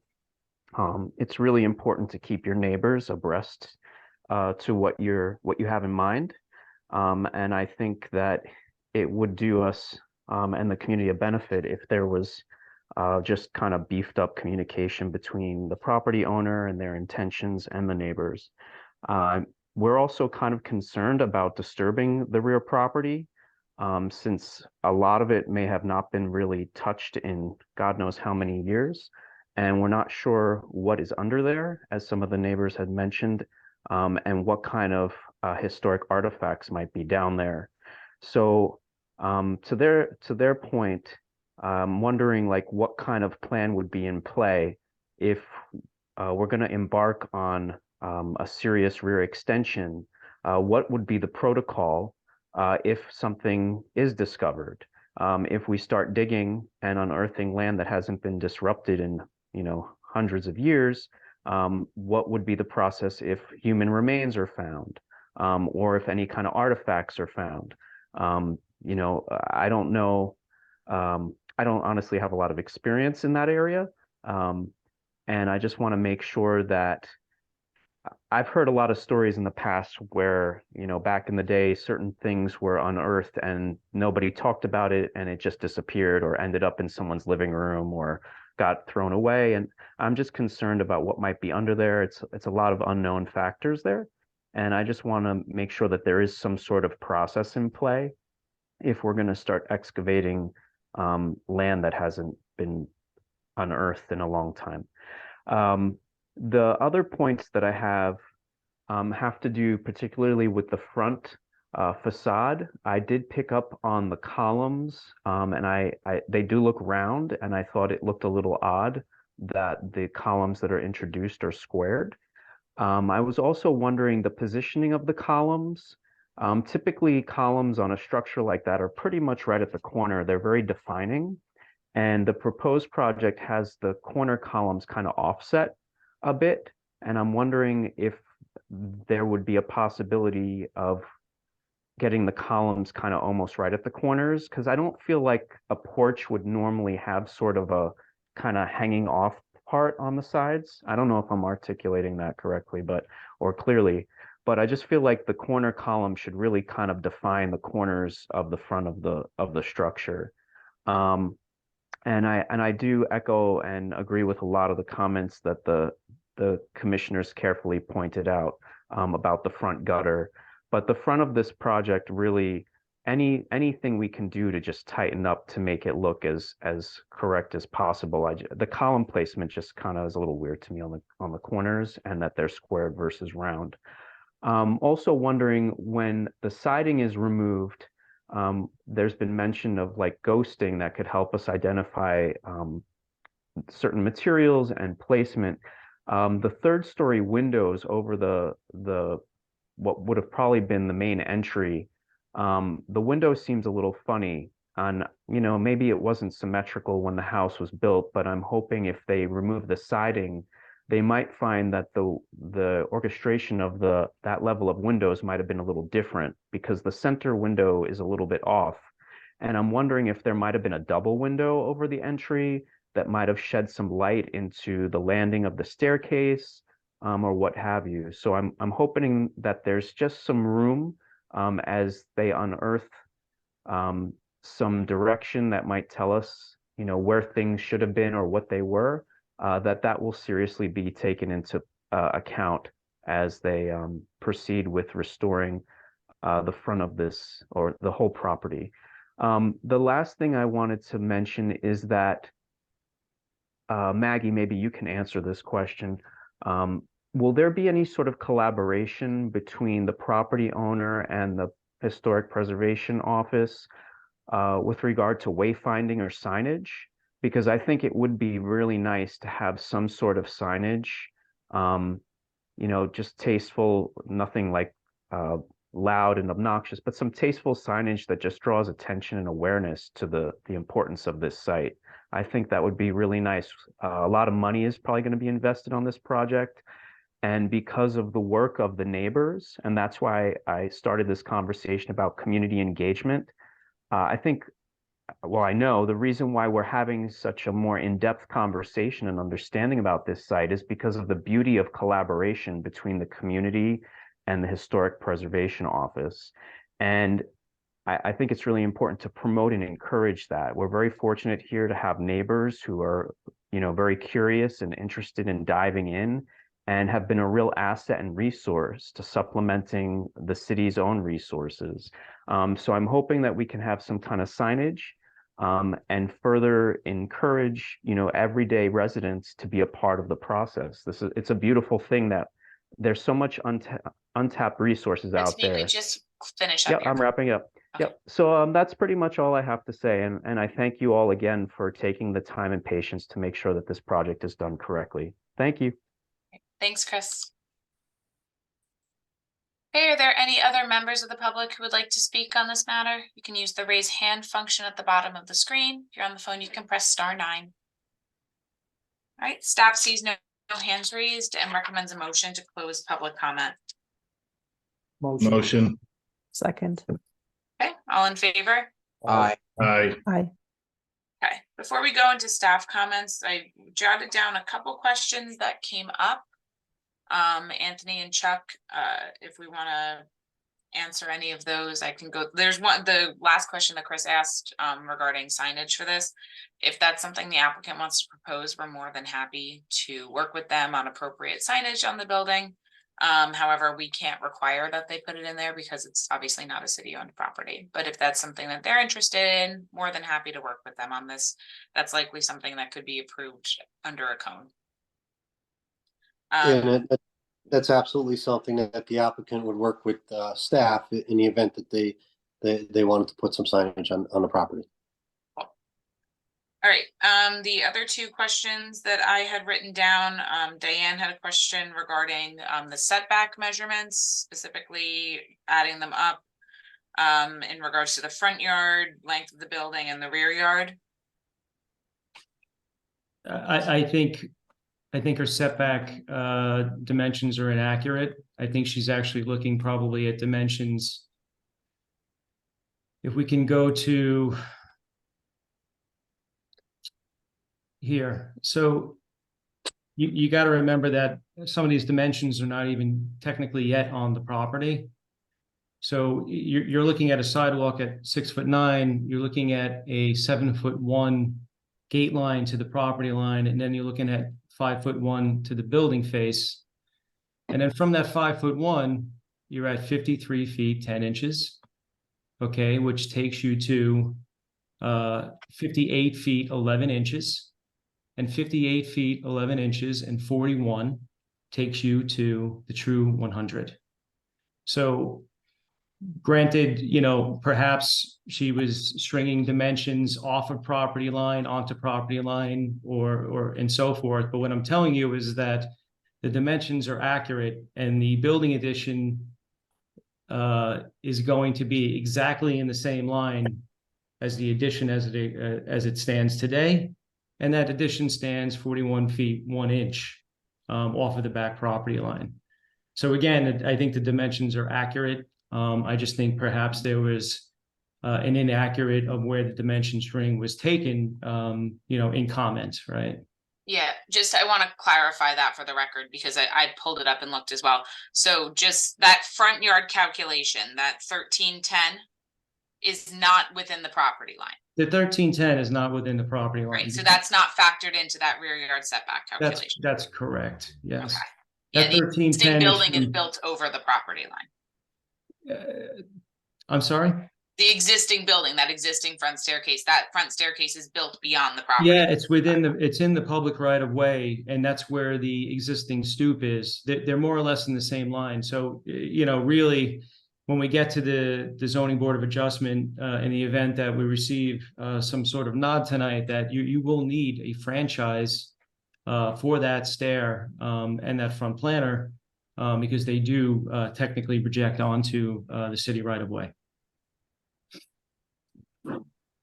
And then the second question was regarding archaeology in the rear yard and a procedure, if anything is uncovered. I certainly think the applicant would agree to, you know, any procedures as far as excavation that around the addition or even in the retention in the back, that these items are hand dug with care. And of course, if there's anything unearthed or uncovered at that time of excavation, excavation will be halted. And, you know, Maggie, you'll be called out and we'll figure out exactly what to do with whatever's uncovered at the time of excavation, right? First time me for this. Yeah, me as well. I think that's a plan that we could work with. Great. Was there anything else in the public comment that you guys would like to address? You know, Those are only two. and just going back to Chris's comment as far as the column line not being at the edge of the building, you know, I agree with the comment. However, when you look at this photograph, that column and that porch line is not in line with the exterior side of the building. That looks to be inset several inches, a foot, you know, potentially. It does not look like it aligns with the corner of the building there. I could be wrong, and if the commission recommends aligning it with the corner of the building, I have no problem certainly aligning it with the exterior of the side yard there. And Anthony, you did review the interior of the building during this process. Is that correct? Could you? Yeah, the interior of the building was heavily photographed, and the commission, Maggie, is certainly welcome to walk through. Now, obviously, the original homestead was a single family or perhaps a mother-daughter.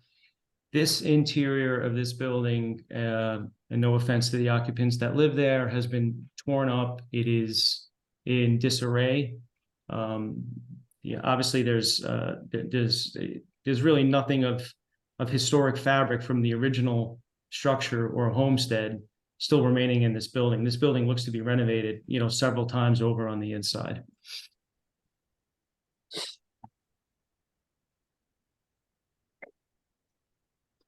Okay. So Anything else? unfortunately, yeah. Maggie, I know you just covered the excavation, but in light of the evidence that Mr. Johansson brought to the fore that provides actual documentary evidence that there have been findings of artifacts on this specific property, does that, as he suggested, does that create some higher burden for documenting or overseeing the excavation? So much like Anthony and Chuck, I have not had to deal with this specific scenario myself. However, my thought process is that we would address it similar to any excavation. Jersey City historically has a very low archaeological recovery rate. When we've worked with the State Historic Preservation Office in the past on archaeological issues, very rarely has anything come up, both recently and in the past. It generally is a one-off thing, and therefore they categorize us as a very low archaeological recovery rate. That being said, of course, if anything does happen on site, we'll follow national standards for this type of work. And it would require the applicant bringing in additional professionals. Yeah, I would say that the fact that we have a very low archaeological recovery rate suggests that if we do have a resource here, that it's all the more important to take care to preserve it. I would agree with that. Do we have any photos or other evidence to support what Mr. Vandermark has told us about the state of the interior of the building? Because I heard from multiple members of the public concerns about potentially discarding historic fabric inside the building. We've heard that there is none to speak of. Do we have documentation or photographic evidence to support that? Anthony? I mean, I could certainly file them with staff. I don't have them right now at the meeting, but I'm more than happy to provide the commission and staff with a plethora of photographs from the interior, and everyone is welcome certainly to walk through. This building is in disrepair on the inside. Yeah, I think at a minimum, having that photographic evidence would put people's minds at ease. It would put my mind at ease to be able to verify that for myself, because as has been stated multiple times, this is an exceptionally significant property for the area. And one other comment that we heard that I wanted to raise again was, we heard from Mr. Perez a comment about the center window on the third floor. Mr. Vandermark, could you respond to that? Yeah, as you can see here from the existing photograph, and also kind of mimics the 1938 tax photograph, is that center window is offset right now. When we do peel the skin and the layers of skin off of this front facade, and if there's some sort of jam indicator that there was potentially a second window, adjacent to the offset one, by all means, that will go back in place. But again, very difficult to tell with gypsum board on the inside of this window, and then you have layers of siding on the outside face of this window. Again, when you look at the tax photo, that window is offset. But again, there may be a pairing that was basically centerlined over this pair of doors at the entry point. So very good possibility, but again, I can't speak to that either way, because we have not removed the layers of skin at the facade. Understood. I think we just need that commitment that you're going to be guided by site evidence as you undergo the renovation. If this renovation does take place, you have my commitment, because I certainly would not want to appear in front of this board after that. And Maggie, this might be a question for you. Ms. Tyder also specifically raised concerns about potential lead paint asbestos abatement. I imagine that's something we see pretty routinely. How is that handled? It is, at this point, if you're touching something in the historic district, it is assumed that it will have both lead paint and asbestos. Both the remediation of both of those are covered within the Uniform Construction Code. Right. They're handled by the building department. Right. Thank you. We open to commissioner comments right now? Is that where we are? Robert? Yeah, we're just fully in staff comments at this point. Okay. There was two comments that I had, and one of the reasons I didn't concern myself at all with excavation was because I'm looking at the photograph that was provided, the 1860 photograph. And when we look at that 1860 photograph and we compare it to the photograph that's up right now, those two. Right. The grade is already removed at least 6 feet. If someone was buried 6 feet under, they're at grade now. We're in the current rear yard, we're showing a lot of the foundation. So a lot of that dirt is gone. And so that whole backyard has been excavated out. It's been a private residence for what, 170 years? And the grade is completely different. So to me, that was my point why I was of the opinion that excavation was not a big deal. My house, I went through my backyard. Once you get down about 6 feet, you start seeing interesting things. But my yard, the backyard of my house was never excavated. This one clearly was.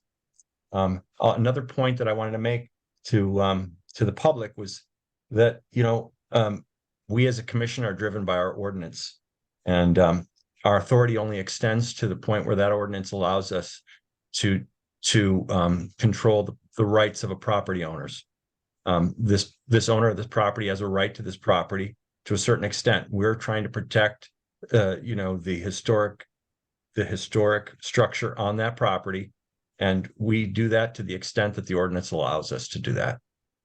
So I think the public should be aware of that, and you know, the public should also be aware that they don't necessarily want us to tell them what kind of kitchen they can put in their house, and we don't have the right to do that.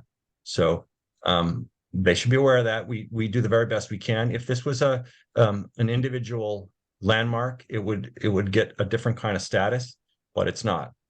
And as it is, I think we're doing a good job as a commission to try and make sure that we protect and make sure that this applicant does the best they can to bring this back to where we would like to see it. Another point was, and I think my earlier comments were about that front porch and ghosting and things like that. I think that a lot of that information about that front porch and the width of that front porch and how far it might extend, I think you're going to see it in the ghosting on that original siding that's buried under there. I think you might even see that maybe at that front door, that awning over the front door might be a remnant of that underneath there. That might be a remnant of that porch roof at least. Just those 3 comments, and that's it. But like I said, I don't think that an excavation there is going to be as maybe productive as people might think. Thanks. Do any commissioners have any other questions, or do we want to throw up the staff report and talk about that first? I just for because I'm not I agree with almost everything Commissioner Sandkamp just said, but I do think that when we go back to that 1860 photograph, when we're talking about sort of the state of the grading behind the house versus what's represented in this photograph, I'm not sure that I agree that the grading has been altered that significantly. And you know, and if you go back to the photographs of the house as it is today, the ground actually does swell up, you know, quite a bit. You know, I certainly it's changed, but I'm not sure that it's changed to the degree that that was stated. So and maybe the best thing to do is just, for the record, have the architect kind of opine on where they see the grade today versus, you know, in that original photograph. If you look at the western corner from the original photograph to what exists now, it certainly looks like at least 3 to 4 feet, and certainly it drops off here to the eastern portion, greater than that, to 5 to 6 feet. And then, you know, I agree, you know, as far as the great care and level of care that will be taken to this excavation. But you also have to remember, in this 1860 photograph, this is a standalone structure, right, that we have shown here in this photograph. All of the adjacent properties you see here, you know, to the east and to the west, at one time, these were all excavated, right? They all have basements. So, you know, and they had to take the same level of care at the time they did construction, right? And we don't know exactly where, if anywhere, the remains are. So, you know, again, you know, anything that we're touching, we're certainly going to be extremely mindful for. But everybody also has to understand that this property was quite large and a whole neighborhood was built, you know, in the general area of the homestead here. So the remains could be anywhere. They don't necessarily have to be right adjacent, right next to the house. It's probably not where they have chosen to, you know, to bury anyone anyway.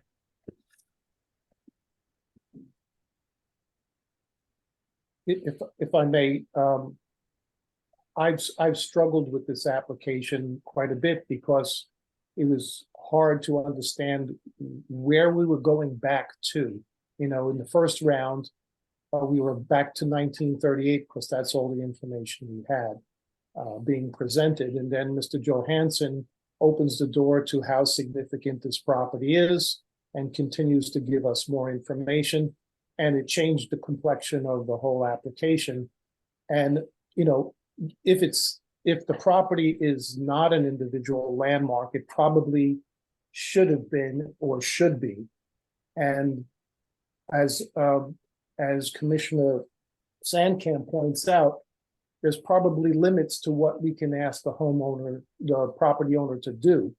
But there is cooperation here, and the applicant is showing cooperation. So I would ask the applicant to continue to listen to what the community is saying, to continue to perfect the facade and the streetscape that this property projects, and really go the distance on what it would take to make it. Anthony, as you've used the word restoration a number of times, and restoration is a technical term in historic preservation. A restoration would go a lot further than where we are right now. The applicant has expressed that, yes, we will peel away and we'll see if that, as Anthony points out, Anthony Sandkamp points out, the porch may indeed come to the edge. And we should find that out. And maybe there's additional evidence on wood versus iron for the railings and the porch. I think the applicant should consider this a landmark property, an individual landmark property, and do what they can to be sensitive to that, even though the commission may not have the authority to make them do it. So a lot of cooperation, collaboration could create something very special here and go a long way to satisfying what the community has so clearly pointed out.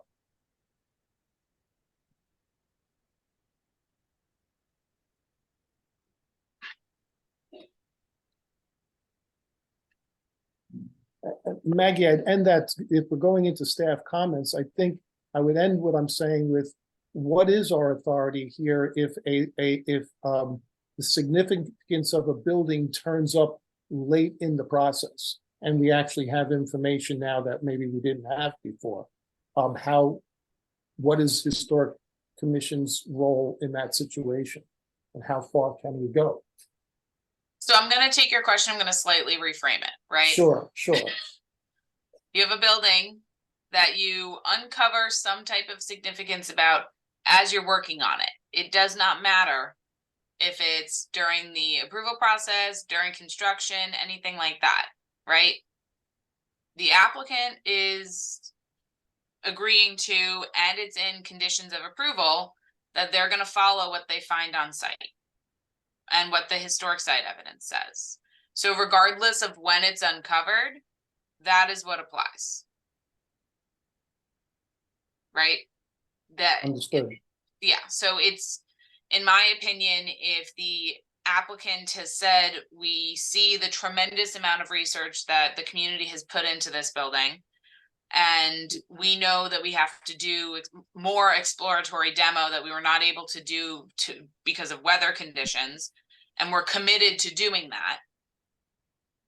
I don't necessarily know if it matters if we sit here and say, okay, we'll wait for you to accomplish that work to do anything, right? Like, am I making sense? Mm-hmm. right? They've committed to it. So I think Right. that that is the standard, right? Is the commitment to do that and the commitment to follow our ordinance. Right. Is there anything we can do with that process to maybe have a checkpoints or, you know, build in some formality into when the building gets reviewed as they peel it away? Is that already being done? Or is there Right. some Yeah, addition that that's- would give the community a little more confidence that that opportunity will come and that if there is something significant unearthed that it will be followed? What a great opportunity for me to pull up the staff report. I have one question. Sure. Before you do, what do we define as significant? I mean, just being really old does not make it significant. I mean, so like, what do we mean by significant? Something significant happened, like a famous person was born there, a historical thing happened that we all know about. I mean, So in people this playing particular- in hoop skirts is not really Right. significant.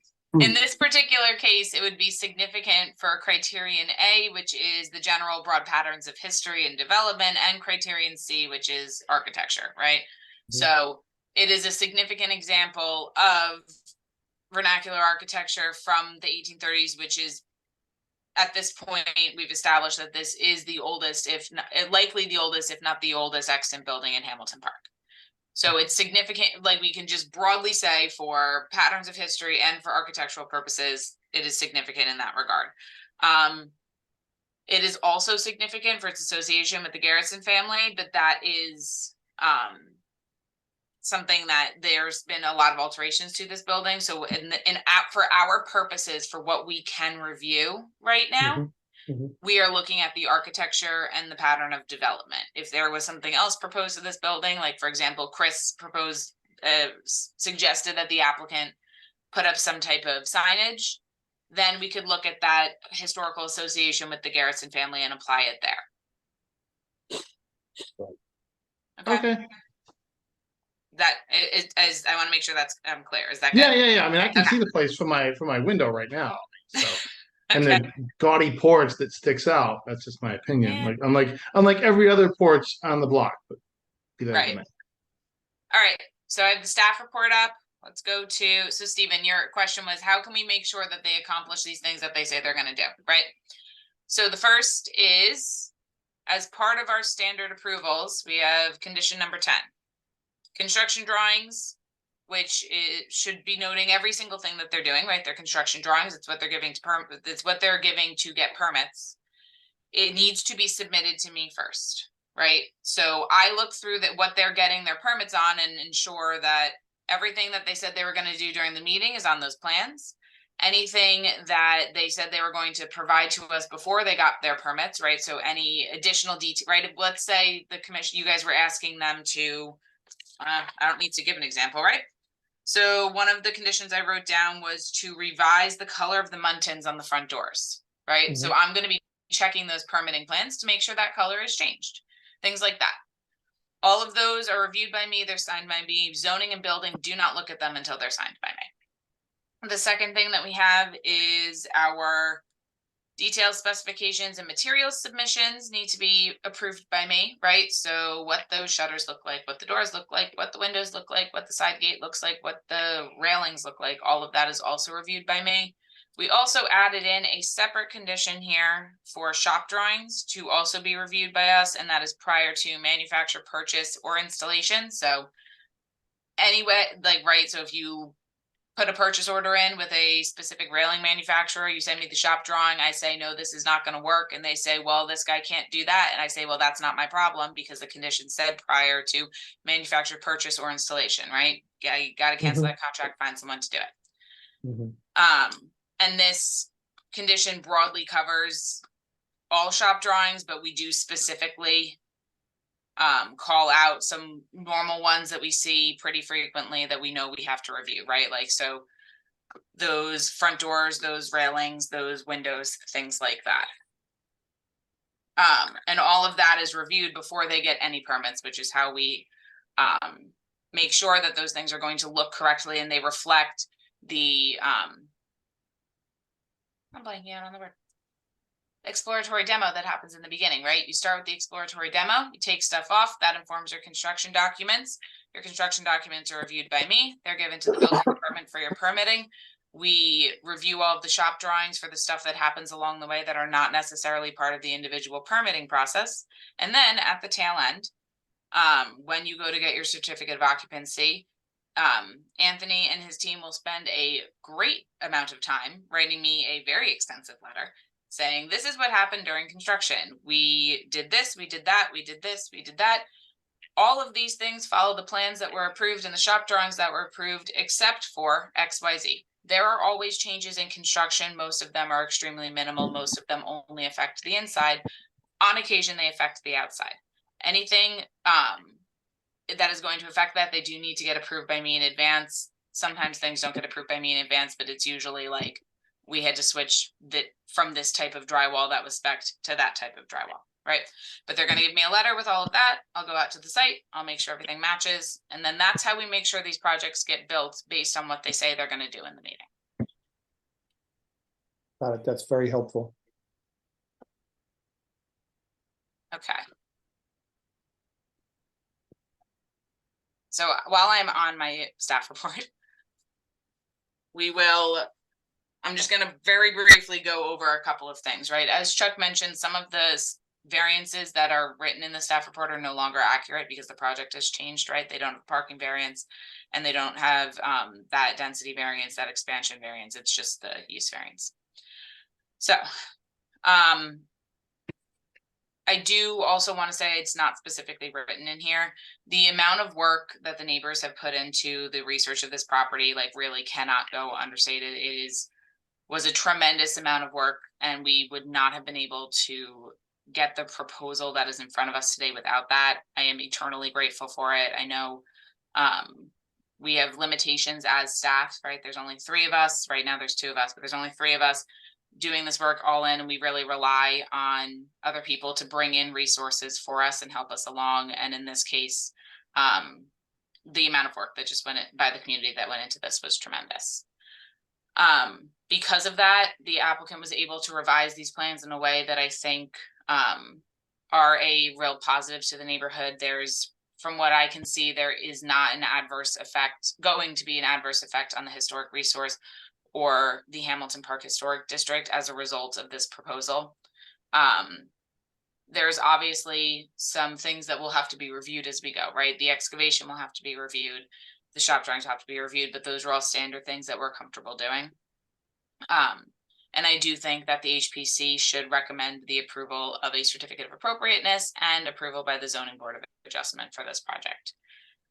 With that, we have conditions recommended for that approval, of course. I'll go through them. So the first is, of course, addressing that exploratory demo that has to happen on the front facade. And any information, right, we have written here, any information uncovered will be incorporated into the construction documents, clearly bubbled, so that we can understand what changed and what did not. We have a standard lighting condition here, that everything should be downcast and not exceed the 0.5 foot candles at the property line. None of the condensers, associated equipment, that roof deck in the back should be visible from the public right of way. We have a standard shop drawing condition. We do have a condition here to look at the shutters and more closely revise them. That was added prior to the discussion tonight, but we do have that written in there.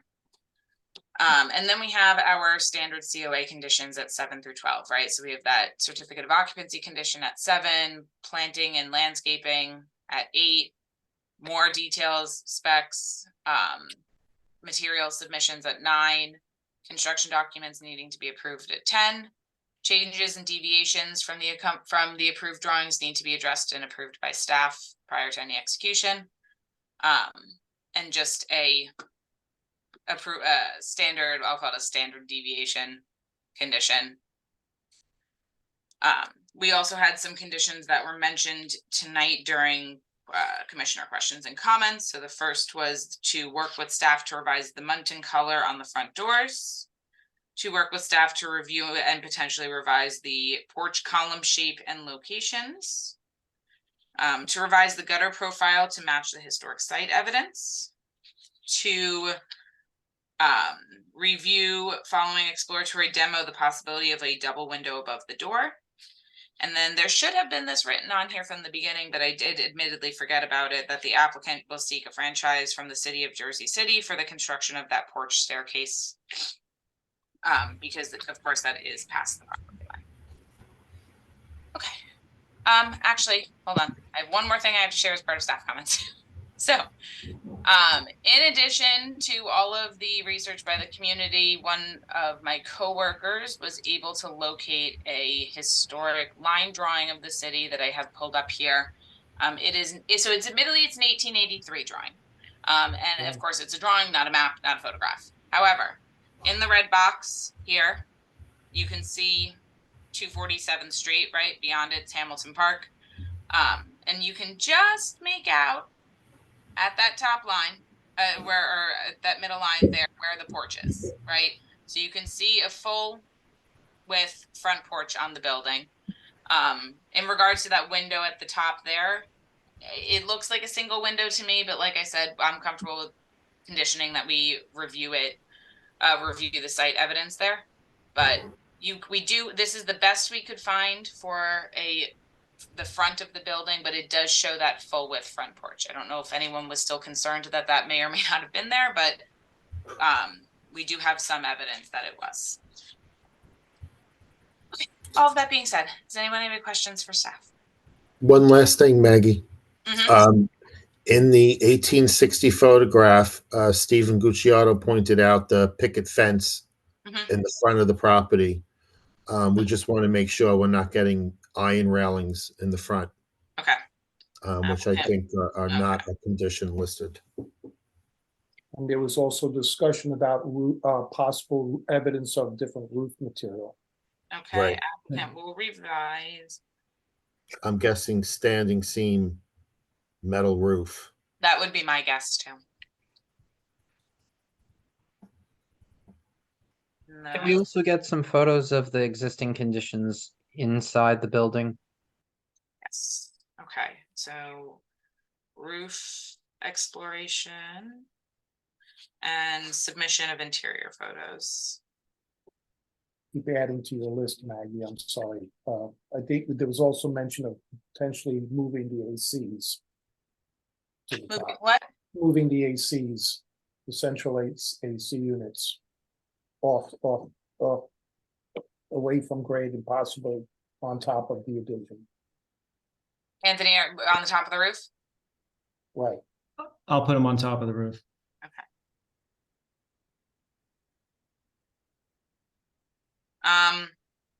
Okay, so just popping back quickly to the submission of the interior photos. I'm going to condition that is submitted prior to being scheduled at the zoning board. Right? Yes. So that the public has the ability to review those, right? Because as much as I appreciate those, and I'm sure the commissioners would like to see it, if they're not submitted with public view, there's kind of no point of having interior photos. Sure. Okay. Anyone have any questions, comments for staff? Okay. So that being said, again, the recommendation from staff is the approval of a certificate of appropriateness with conditions and the recommendation of approval to the zoning board of adjustment. I'll make a motion to approve with the conditions that were set out by staff. Second. Okay. Do a roll call vote. Commissioner Amatuza, Aye. Commissioner Sandkamp, Aye. Commissioner Gunther, Aye. Commissioner Lewis. Oh. Aye, okay. Commissioner Sagan, Aye. Commissioner Cronin, Aye. Commissioner Garriga is absent, Commissioner Blazak is absent, Vice Chair Gucciardo, Aye. and Chairman Gordon. Aye. Okay, that is 8 votes in favor, none against, no abstentions. The COA with conditions and recommendation for approval to the zoning board is approved. Thank you. Thank you, everyone. Thank you. Thanks, guys. All right. Do we need a break? Yeah, I was about to say prior to calling our next case, I think a break is in order. Excuse me, Maggie, I'm recusing from the next case. And I don't think we have anything after that. Oh, no, we have the We have demolition. demo For, reviews. oh, I'll stick around. Yeah, I'm sorry. I'll just bump you down to attendee for when you recuse. Thank you. Okay. All right. It's 8:47. Do we want to do 5 minutes, 9:05? What do we want to do? 8:53. Oh, thank you. Okay. It would be lovely if I could do math today. All right, we'll see you all back at 8:53. For the applicant, I see we have Jeff Lewis promoted already. All right, Steve, our- let me just let my chair call the application first. Yep, I'm sorry. It's okay. Go ahead. Okay, all right, so the meeting is back in order and I am calling case H21-279. Applicant Stephen Joseph Esquire on behalf of Serge and Kirstine Belongi, owners.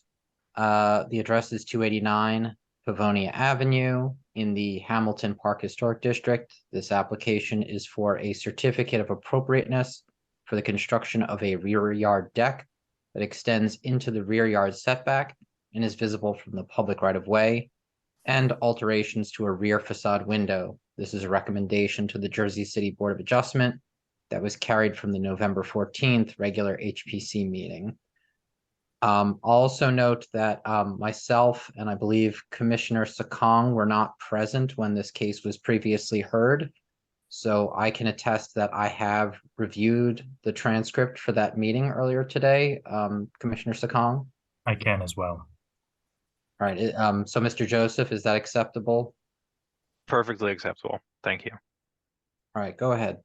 All right, thank you. So Stephen Joseph for the applicant. This is I think it's a simple application to understand. So we are going to do a brief overview again because it has been so long since we were here.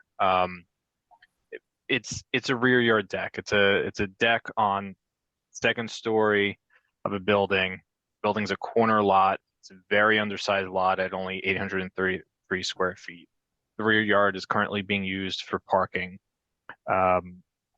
And the deck is visible. There's no getting around that. We can't get around that. It's a corner lot. You're gonna be able to see whatever we propose here. So I think let's get Jeff up. He could show us the changes that we made and then give a brief overview of the project as a whole, just so we're all on the same page again. Okay, Mr. Lewis, do you swear that the testimony you will provide this evening will be the truth, the whole truth, and nothing but the truth? Yes, I do. State your full name, please. Jeffrey Lewis, Jeffrey-Lewis. Thank you. Witness is sworn. Staff notes that Mr. Lewis has been previously qualified in front of this board. Jeff, you should be able to share your screen. Yep, and for the record, my license is in good standing with New Jersey. Thank you. Okay. So here we go. Do we have my screen up? Yeah. Great. Okay, thanks. Okay, so I'm starting with the photos here. As Stephen mentioned, this is an undersized lot. It's 16 foot 8 inches wide by 50 foot deep. This is a corner lot located at the corner of Pavonia Avenue and Cole Street. The existing building is a two-family 4-story building where we're looking at images of that building now.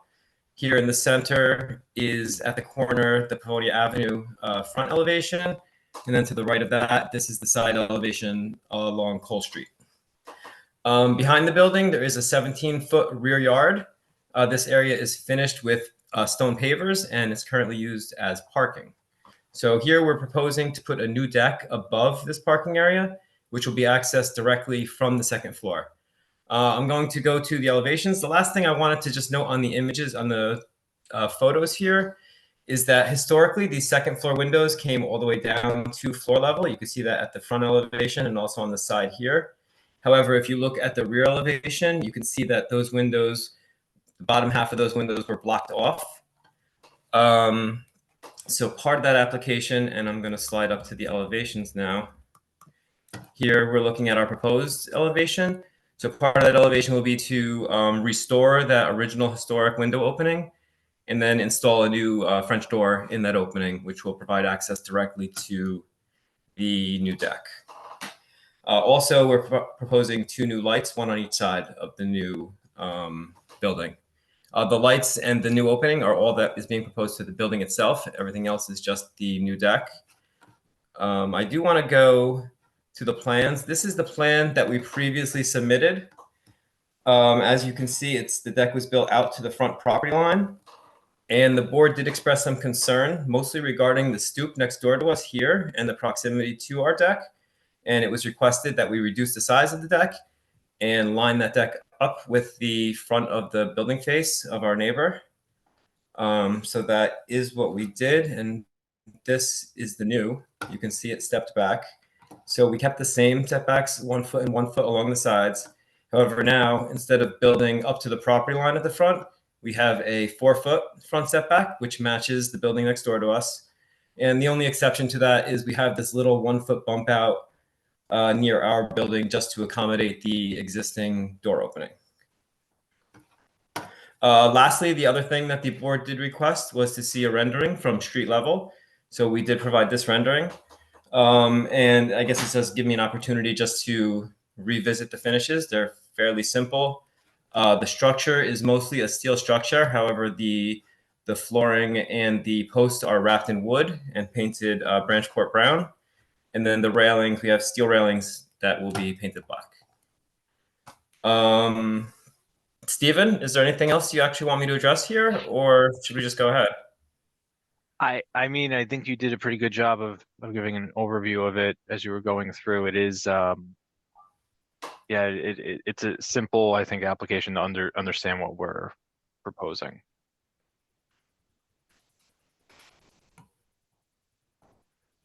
Are there any questions for Jeff or Stephen?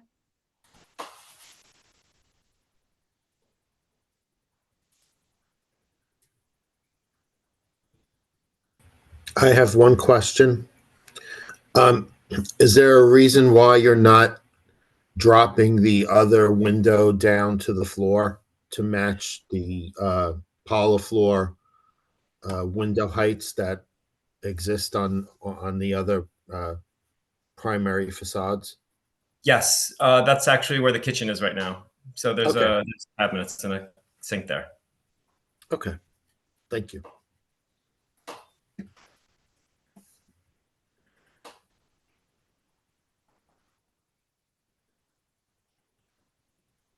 Are there any additional questions?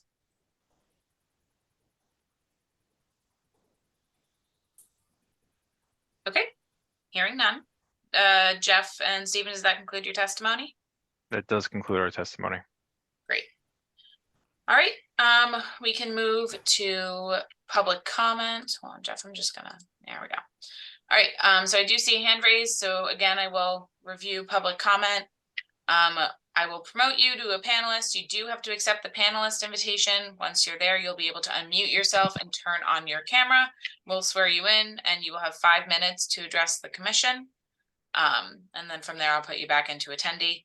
If you have any questions that you would like answered, you can address them to the chairman and we'll address them at the end of all of the public comment. All right, so I do see a hand raised. If there are any other members of the public who would like to speak, you can use the raise hand function at the bottom of your screen or press *9 if you're on the phone. I will say, sorry, Maggie, the bylaws say 5 minutes, but the chairman can shorten it to 3 if that's something we want to do here. We've had it as 5 minutes for the whole meeting so far. We do appreciate that. I should have discussed at the beginning of the meeting, but because we've been giving everyone 5, I think it's fair to keep on rolling there. Does anyone want to make a motion to open public comment? Motion. Second. All in favor? Aye. Aye. All right. I apologize in advance for butchering your name, DeWeet. I'm going to promote you.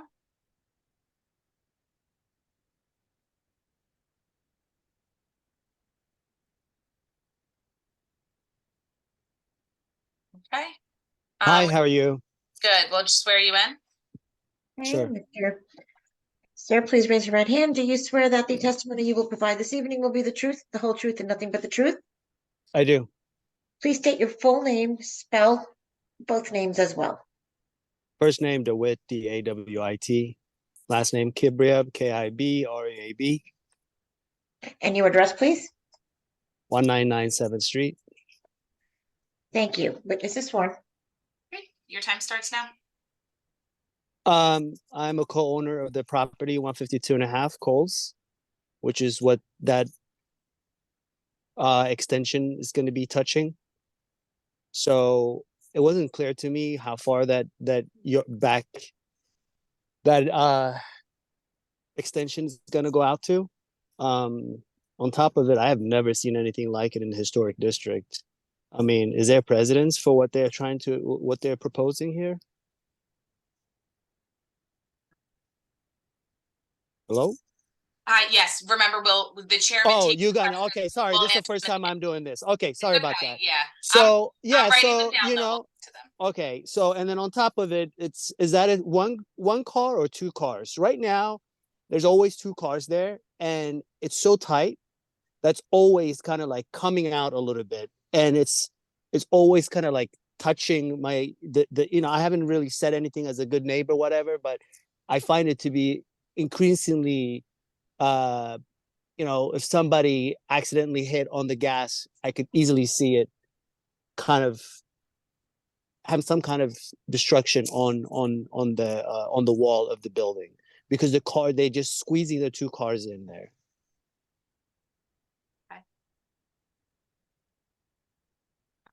Any other questions or comments? Nope. That's it. Great. But I'm not in favor of it, I guess, in my conclusion. Thank you. All right. All right. I see Stephen Gucciardo's hand raised. Jonathan, I think Stephen spoke during last public comment. I just want to check.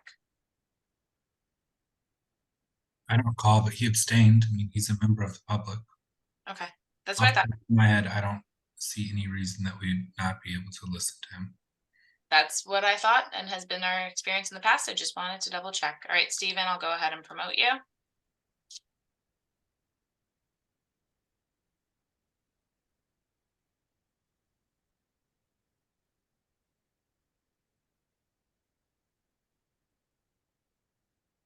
Can you hear me? Yes. Okay, thank you. I wasn't sure either if I got to speak as the public when I was recused as a commissioner. I think this might be the first time I've done that. But I don't remember either, but let's go ahead and swear you in. Thank you. Mr. Gucciardo, do you swear that the testimony you will provide will be the truth, the whole truth, and nothing but the truth? yes, I do. Thank you. Witness is sworn. Okay, time starts now.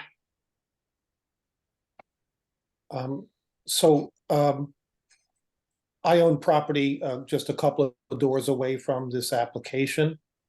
I have similar concerns to DeWitt. You know, the parking is unusual as it exists there on that corner to start with. The fact that the deck would go all the way practically to the rear line of the property, I think is unusual and not something that I believe the commission has allowed in the past. And I would point out a building that we've heard at the corner of Jersey Avenue and 9th Street that had a garage in the back on a corner lot. And the commission denied just the visibility of a railing on the top of that garage, let alone two cars parked behind the buildings exposed to the public right of way, along with a metal railing from the property itself all the way to the rear property line. Seems inappropriate for the site and setting. So I would hope you would not approve this application. Thank you. Thanks, Stephen. All right. Are there any other members of the public who would like to address the commission? You can press *9 on your phone or use the raise hand function at the bottom of your screen. All right. Staff sees no hands raised and recommends motion to close public comment. Motion. Okay. Second. All in favor? Aye. Aye. All right, Stephen and Jeff, in terms of questions, I have how far back does the deck go? So if you guys, Jeff, it might be more helpful to just bring up the site plan.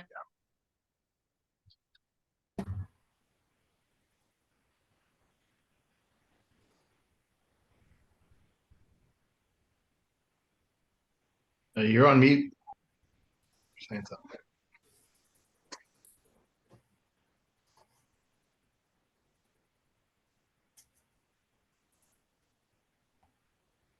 Come on. Sorry about that. Oh, Jesus. Okay. So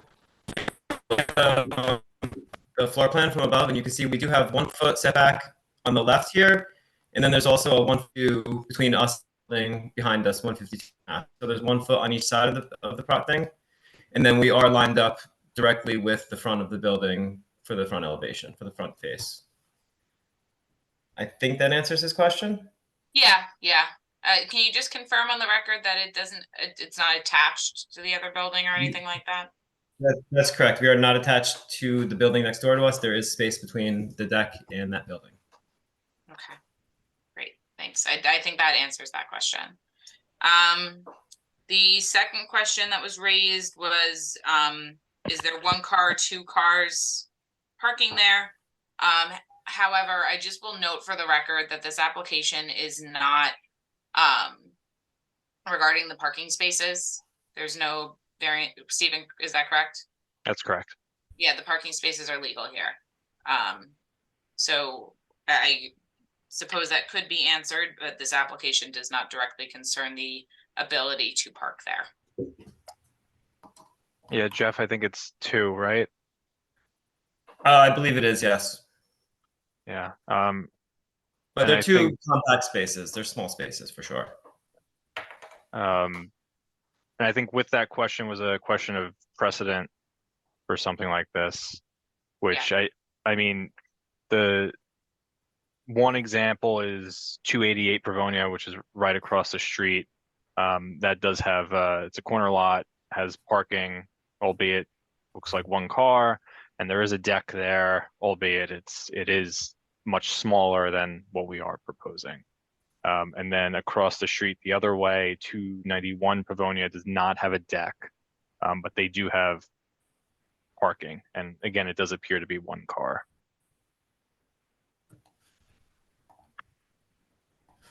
Thanks for clarifying. Any other questions that you guys wanted to respond to within public comment? I think I wrote them all down this time, but just want to check. If not, we can jump into staff comments.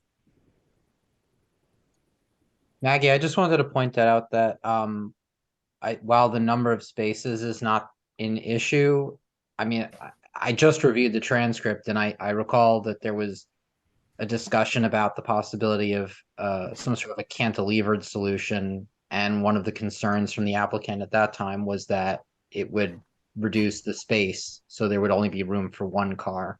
So it could be relevant if that were to be explored again. So that's again, it's been a bit since, we're just going to jump into staff comments now. It's been a bit since this application was here.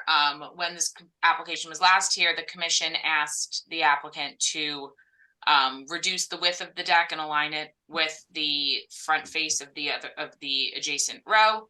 The commission asked the applicant to look into a cantilevering solution as well, or to just reduce the overall size of the deck, which the applicant stated that they were not able to do. And that's why the proposal is the way it is in front of you now, where they were able to accomplish one of the 2 things that the commission asked for. So I'll put up the staff report.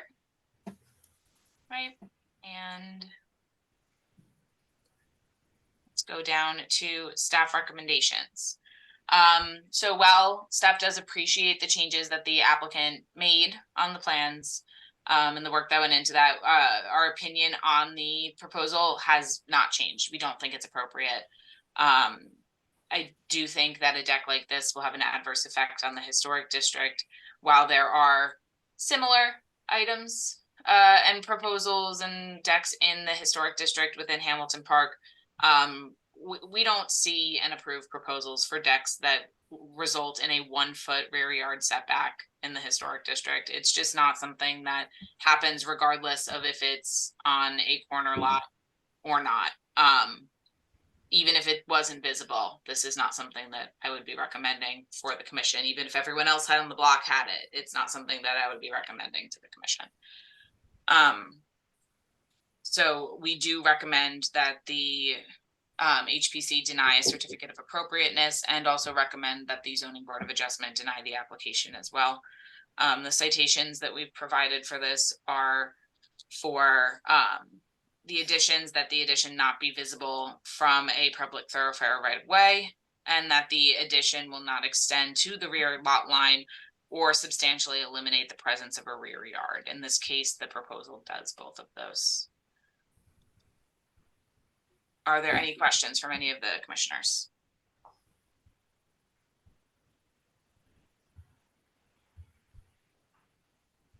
Okay. Hearing none. Again, the recommendation here is to deny the COA and to make a recommendation to the zoning board for the application to be denied. I'll make a motion to deny based on 34571 L3 AIA. And that is based on rear yard setback and visibility of the structure. The two in the staff report? Yes. I'll second. Okay, we'll do a roll call. Commissioner Amatuzzo? Aye. Let me actually just interrupt this for 4 seconds and say, if you're going to cite something different, include it in your vote, please. Commissioner Gunther? Aye. Commissioner Sakong? Aye. Commissioner Sankamp? Aye. Commissioner Lewis? Aye. Commissioner Cronin? Aye. Commissioner Garriga is absent. Commissioner Blazak is absent. Commissioner Gucciardo is recused. So Chairman Gordon. Aye. Okay, there are 7 votes in favor, none against, and no abstentions. The certificate of appropriateness and recommendation to the zoning board is denied. Wasn't there one abstention? I'm sorry? Wasn't there one abstention? So Commissioner Gucciardo recused. Oh, Yeah, so that's just counted as one less commissioner. But thank you. Thank you. Thank you, everybody. Have a good evening. Thanks, Thanks, Stephen. everyone. Okay, I'll go ahead and promote Commissioner Gucciardo back. And we will continue on with the agenda. Oh, and there's Tanya. Beautiful. Okay. So moving on the agenda, we have no new business tonight. Next item down is tabled cases. I have no update on French American Academy. However, 11 Erie Street, that applicant has put together a revised submission, and they are going to try to get onto our November meeting. But if we don't see them in November, they will be on December. I spent quite a bit of time in the past couple of weeks working with them on a revision to their application, and I think it's something that is approvable, unlike their previous application, which I'll remind the board we haven't actually ever heard. Any questions on either of the tabled cases? All right, moving on to demos. Okay, so this is our first demolition review. As the commission remembers, we amended the bylaws to allow for demolition review after the appellate court ruling in July saying that the HPC itself, not just me or Dan in the capacity of historic preservation officer, was the one who needed to make a recommendation for denial to the zoning officer for demolition permits.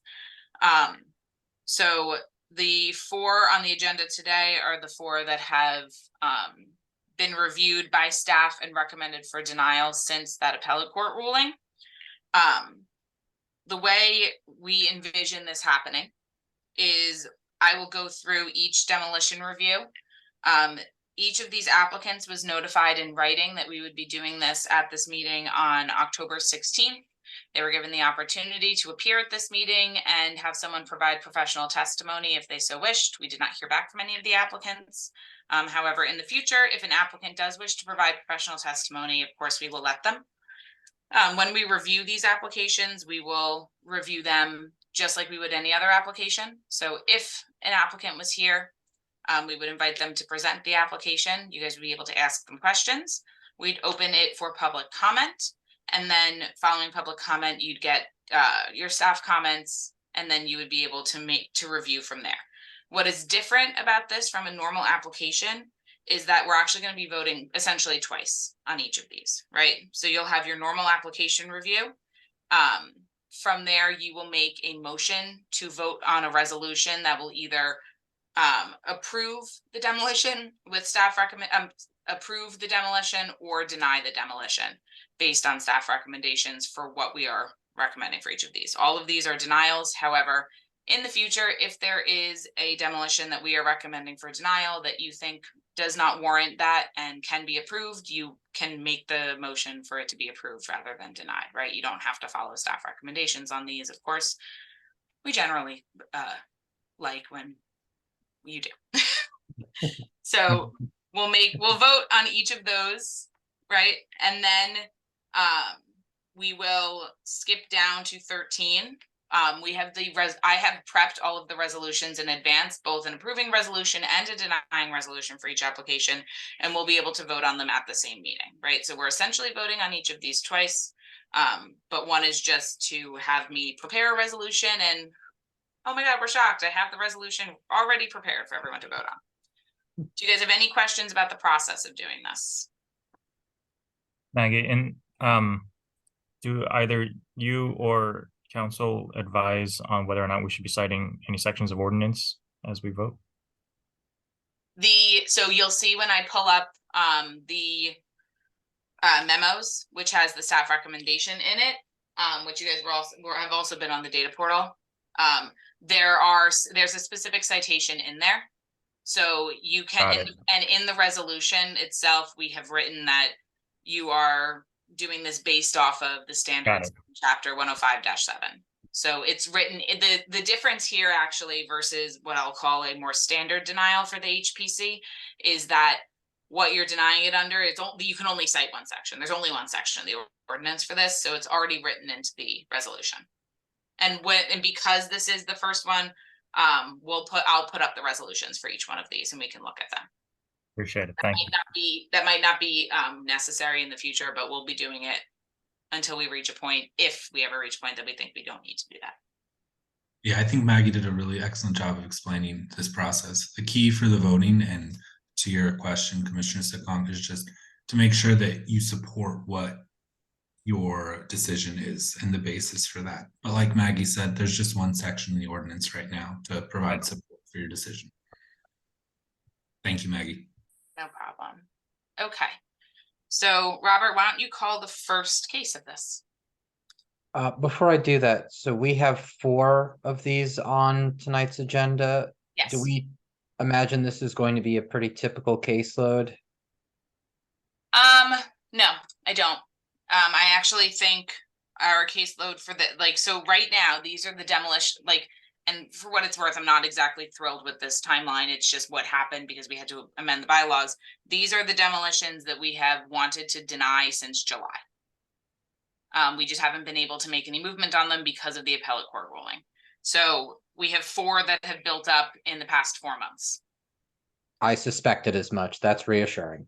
Yeah, so typically when we do, so for what it's worth though, typically in the past with denials, we won't do a couple, we might have a meeting or 2 where we don't have any. And then we might have 3 on the same meeting, because as you'll see, 2 of these applications are connected.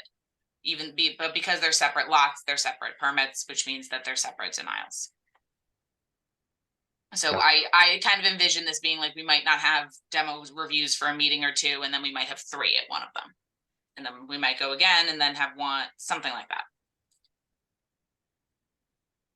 With more standard applications, you usually have some discretion to kind of space things out so that we don't get overwhelmed in any particular meeting. can we approach these in the same way, or do these have a higher degree of urgency? Higher degree of urgency. So these are, so right, so in a more typical application standpoint, an applicant might be scheduled for a meeting for 2 or 3 months, depending on what the caseload is, right? Like for some applications, I'm able to put people on the next meeting, but sometimes they have to be spread out a month or 2. However, with demos, because there are permits associated, the timeline is a little bit more harsh. So I will not have the ability to spread, if we have 6 demos that come in that have to be denied, all 6 will be on the meeting. All right, I won't belabor. Let's cross that bridge when we get to it. Yes. All right. So the first demolition review is 372 Palisade Avenue. This is build -2023-000421. Okay. If there are any representatives of this application, please use the raise hand function at the bottom of your screen so I can promote you. Right, staff sees no representatives for this application. So we can skip applicant testimony and commissioner questions of that testimony. If there are any members of the public who would like to speak regarding this application, please use the raise hand function at the bottom of your screen. If you're on the phone, you can press *9. Staff sees no hands raised and recommends a motion to open and close public comment.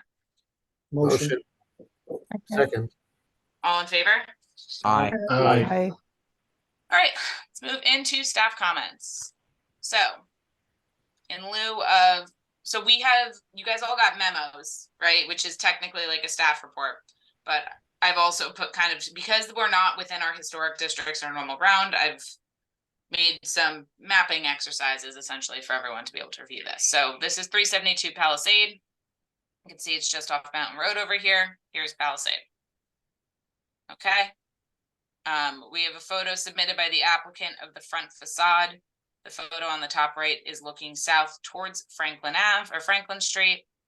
And then the image at the bottom right, I just pulled from Google Maps so you can see the full block front of this building. The photo that the applicant submitted does not show the full block front of this building.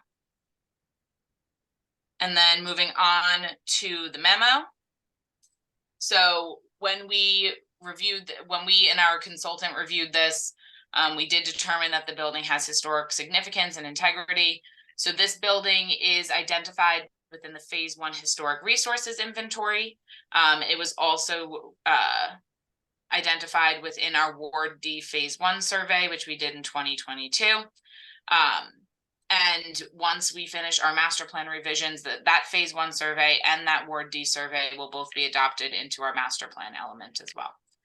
But generally, the building is, as it states in the memo, a well-preserved brick Art Deco style twin building. It has a distinctive brick bond with a blonde brick facade. It is relatively in good shape and retains its significance of location, site, materials, feeling, and workmanship. So to this extent, we do believe that demolishing the building would negatively affect the historic and architectural character of the surrounding neighborhood. Does anyone have any questions on that? Okay, so that being said, the motion for something like this is going to be for staff to prepare a resolution recommending that the demolition permit for 372 Palisade be denied consistent with staff recommendations. Anyone wants to make a motion like that? I'll make a motion Okay. to deny the demolition permit based on staff's recommendations.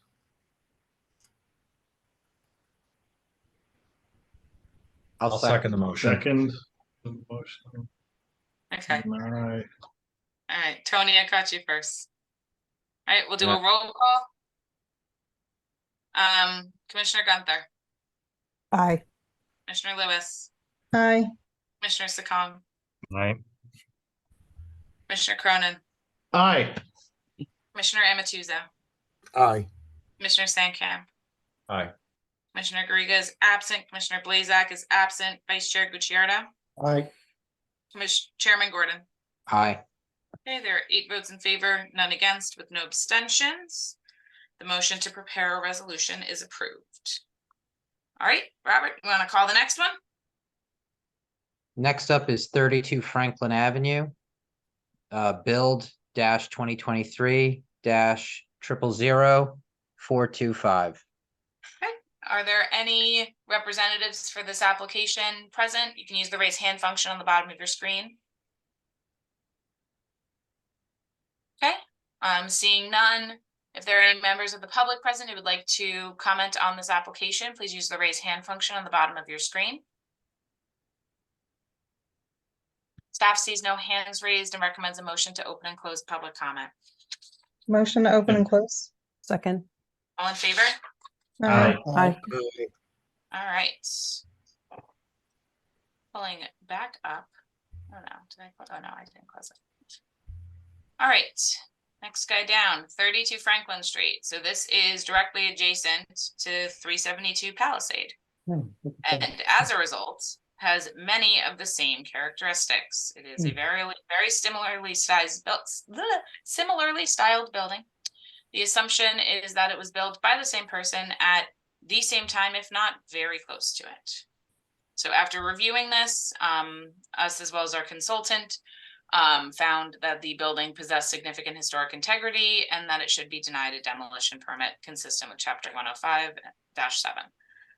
Similarly to 372 Palisade, it is a well-preserved brick Art Deco style building with brick patterning, geometric parapets, and terracotta coping. Unlike 372 Palisade, it is not identified in the Phase 1 survey. However, that is likely just an oversight. As you dive into the Phase 1 survey, you can find that there's a lot of things that were not included. It was likely that this one was just overlooked because the adjacent building was included. However, it was identified in the 2022 Ward D survey. That being said, it has integrity of design, materials, workmanship, feeling, and location. So we do think that the demolition of this building would negatively impact the historical and architectural character of the neighborhood. And therefore, a motion for this could be to recommend denial, to prepare a resolution to recommend denial consistent with staff recommendations. I'll make the motion to recommend a resolution be prepared by staff to recommend denial Second. of demolition. All right, we'll do a roll call. Commissioner Sakan, Aye. Commissioner Cronin, Aye. Commissioner Lewis, Aye. Commissioner Amatuza, Aye. Commissioner Sankamp, Aye. Commissioner Gunther, Aye. Commissioner Garriga is absent, Commissioner Blazak is absent, Vice Chair Gucciarda, Aye. and Chairman Gordon. Aye. Okay. On to the next one. This is easy. Don't put that into the universe. It won't be easy forever. Well, remind me, Maggie, what is the ordinance for the demos? Where's the standard for this again? Chapter 105, Section 7. And we're focusing specifically on subparagraph 7, right? Yeah. When you're talking about the things of integrity. And then will you cite those specific things like you're talking about, like design and location and materials in the resolution? Not in the resolution, it's in the memo. Oh, okay. There's not a specific site that I'm seeing. I guess you're just mentioning it. In the memo? Mhm. Yeah, no, it's just mentioned in the memo. Okay, perfect. It's right, the section where, so actually, when we call this one, I'll point it out specifically in the next one. Okay. So I don't talk abstractly about it when I'm gonna pull it up in 8 seconds. So none of these applicants appear to be here this evening, so it's fairly straightforward and one-sided, but just thinking down the road, what are the different, on one hand, we're considering the historic significance, the workmanship, the materials, all the factors of historic significance. What factors are on the other side of the scale that, what would an applicant present other than trying to refute or rebut your assertions? Could they point to, you know, the imminent danger of collapse of a building, something to that effect? No, in the future, if someone wanted to appear and provide professional testimony, they would essentially just be rebutting the claims in the staff memo. When applicants have appealed these in the past at the zoning board, that's essentially what it is, right? Like I'll sit there and I'll say, oh, I think it has design because of XYZ. And their professional will say, actually, the design there has changed and that's not significant, or however they want to present that. This ordinance specifically does not, or this section of the ordinance specifically has nothing to do with structural integrity, proposed use, the potential future use of a site based on current zoning, has nothing to do with any of that. We are strictly just looking at the existing building. So if the existing building is historically significant, there's no circumstances under which we could approve demolition. Is that the other section of the code that refers to unsafe structures and imminent hazard? Is that a separate type of application? Yeah. And it's a separate type of application that has nothing to do with me. Perfect. Yeah, imminent hazard goes straight to the construction official. I am not an engineer who can assess any of that, so I don't try to. And my understanding of these proceedings is that you're weighing how much of those materials are worth preserving or should we protect from demolition, because we're making a recommendation to the zoning officer who's then going to sign off and say, yes, this can be demolished, or no, it can't be demolished. And then from there, the applicant is going to apply to the construction official for a demolition permit. Right. So it's definitely a long and involved process, but that's to kind of conceptualize where we are here in this very initial stage of, do you think that this is worth demolishing or not, based on these enumerated elements? Right. Thank you for explaining that. And for every one of these that gets denied, how many get approved? What's your approval rate looking like? Without having it in front of me, probably north of 80%. Okay. I would Decent. honestly put that number closer to 90. It's really hard for me to gauge that right now because since the appellate court took away our ability to do determinations of significance, those numbers are going to change based on what they were previously.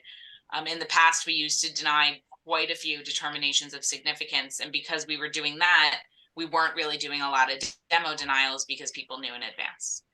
So now that we don't have the ability to do that anymore, I imagine we're going to see more demo denials, but I mean, the reality is that we've had this law in place for 5 years. There are many people who are aware of it. And I do think, even though it might not feel like that, sometimes people are making development decisions based on the fact that they know that they might not be able to take down a building.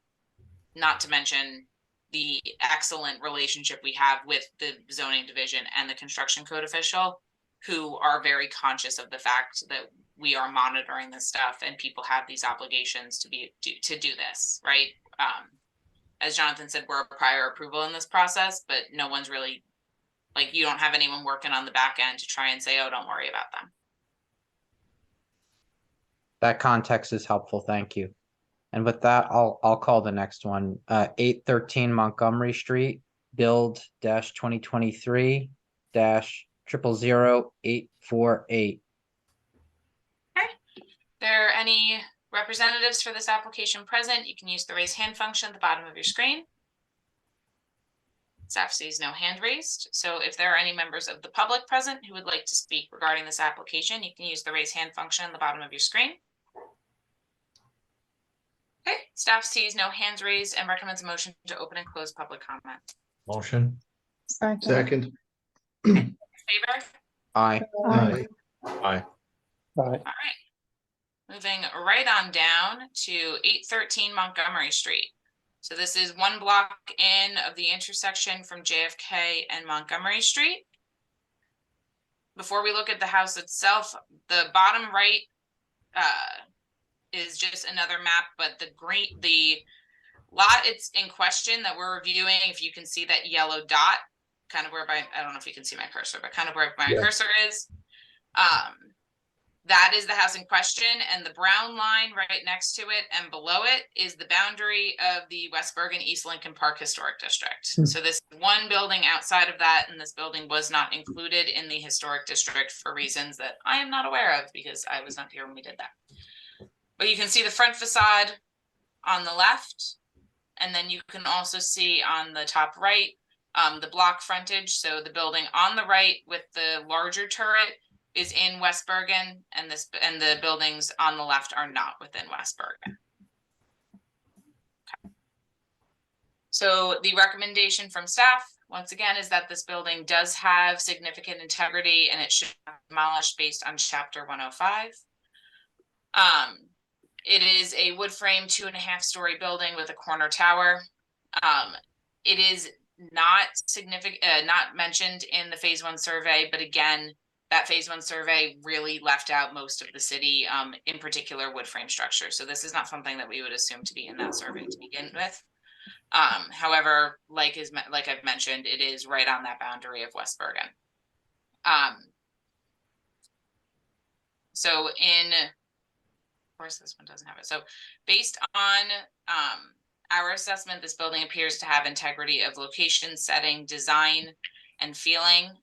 We do assume that there are materials underneath the cladding, right? So, right, you can see here that this building has had a significant amount of cladding applied to it, vinyl siding, vinyl coverings of what we assume are architectural elements. However, despite the fact that common sense assumes that they're there, materials and workmanship are not factored into this decision because they are not currently visible from the public right of way. That being said, there appears to be enough integrity on this building without those being present, and staff recommends a denial of this demolition permit. And like the others, a recommendation, if you agree with the staff recommendation, would be to prepare a resolution recommending denial consistent with staff recommendation. That's a beautiful building. I move to have staff prepare a resolution denying the demolition. I second. Okay. Commissioner Lewis, Aye. Commissioner Sakong, Aye. Commissioner Cronin, Aye. Commissioner Gunther, Aye. Commissioner Sankamp, Aye. Commissioner Amatuzzo, Aye. Commissioner Garriga is absent, Commissioner Blazak is absent, Vice Chair Gucciardo, Aye. and Chairman Gordon. Aye. Okay, there are 8 votes in favor, none against, and no abstentions. The motion to prepare a resolution is approved. Last but not least is And trust me, this one is last but not least. 3222 JFK Boulevard, and this is build-2023-000795. Okay, if there are any representatives from the application here this evening, you can use the raise hand function. Staff sees none. If there are any members of the public in attendance who would like to speak regarding this application, you can use the raise hands function on the bottom of your screen. Staff sees no hands raised and recommends a motion to open and close public comment. Motion. Second. All in favor? Aye. Aye. Okay. And our last guy. Okay, so this one is on JFK Boulevard, almost facing the intersection of Cliff Street right here. And this Oh. is Oh, a my goodness. it's a 2.5-story Italianate style building. On the left-hand side is the applicant submitted front facade photo. And then on the bottom right is a block front photo. It's not immediately clear. The building that is on the corner over here, so you have the building in question, the next building over, and then the one on the corner. That is a heavily stylized Art Deco building with some terracotta tile on it. So there's some existing historic fabric on this building.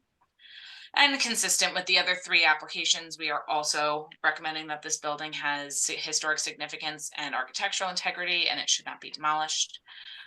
Much like the other buildings, this one is also not in the phase 1 survey. However,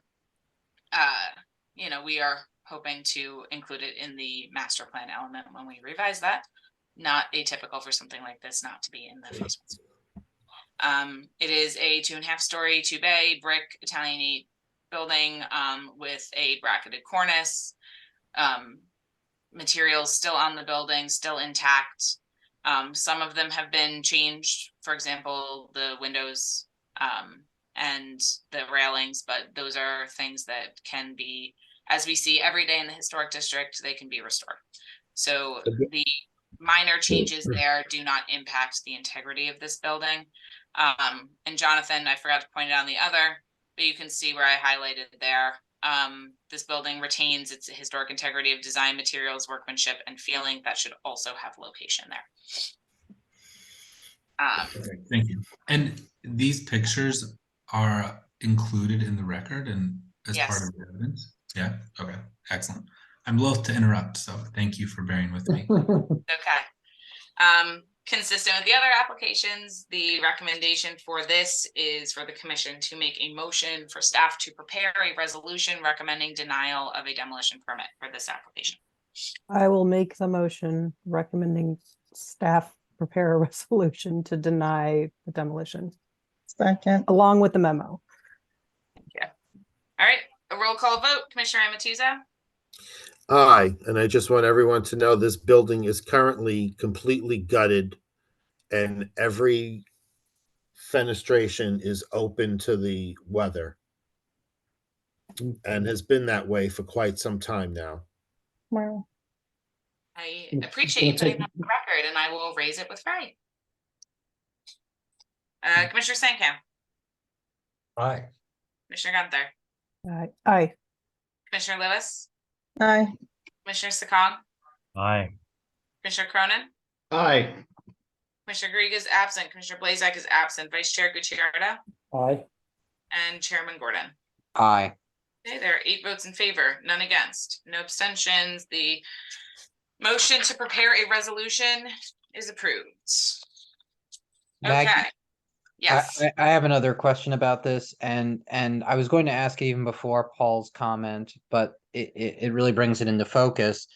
If these properties are not within historic districts and are not governed by the historic preservation standards, what is stopping an applicant from just stripping the property of any historic value and then, waiting a suitable, respectable amount of time and then filing for a demolition permit?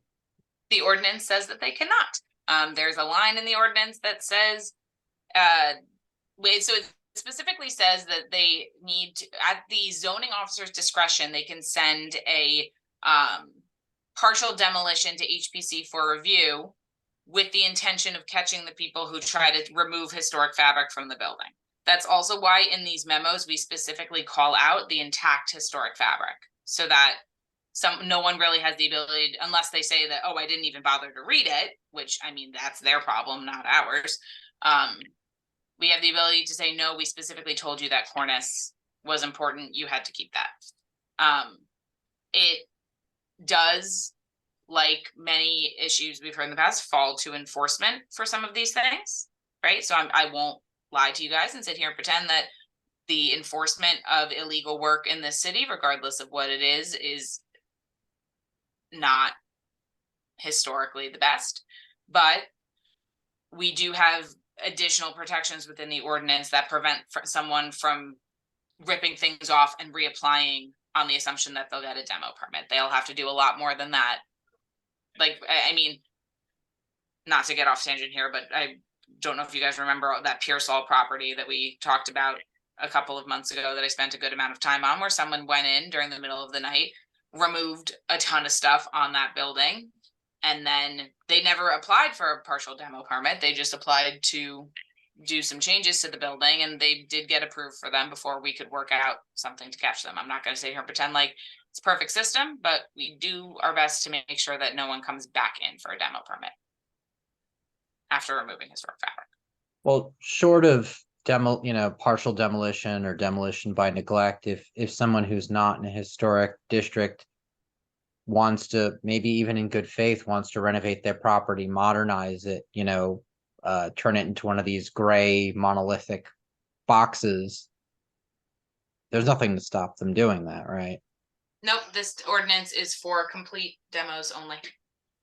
If the zoning officer catches things like that and wants to refer them to us, which for what it's worth, the zoning officer right now is Tanya. So that we do get partial demos where we look at and we say, no, you can't do that.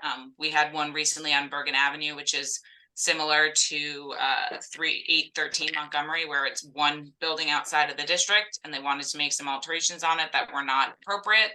And because they were proposing a partial demo, Tanya was able to refer it to us where we were able to set them on the right path. But the demos that you're reviewing now and that this ordinance covers, for the most part, are complete demos. So 2 grade. Thanks. Okay. Moving on the agenda. So we have no memo, well, we have resolutions to introduce, but we are going to, because we are going to memorialize them in the same meeting, we're not going to make you do a third motion on each application to introduce a resolution. So instead, we are going to jump right into the memorialization of resolutions. So the first one that we have for memorialization this evening is for 372 Palisade. So as we discussed, this is the resolution that you guys made a motion for me to prepare, recommending to the zoning officer to deny this building for demolition in chapter 105 of the city's code. Following the review by staff and by the commission, and have that the building has cultural, historical, and architectural significance.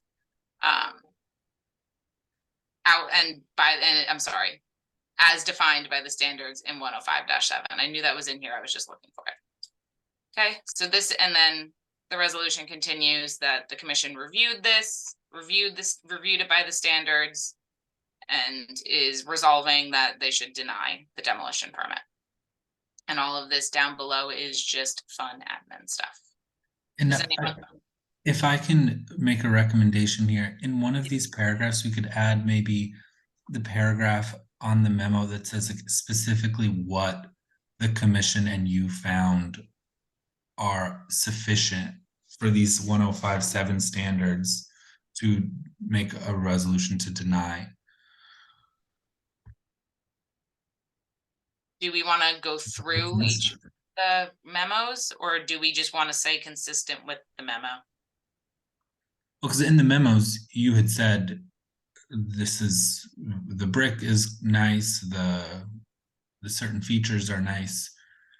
I would hesitate to this broad 105-7 and is mentioned as a contributing resource. I don't know, I want it to be as specific as we can. Can we attach or exhibit the memo? Yeah, I mean, in this resolution, we're saying consistent with the memo. Where does it say that? I couldn't find that. Stephen, that's a fantastic question. I couldn't find it. I was trying to find it. It seems to me that's a slippery slope.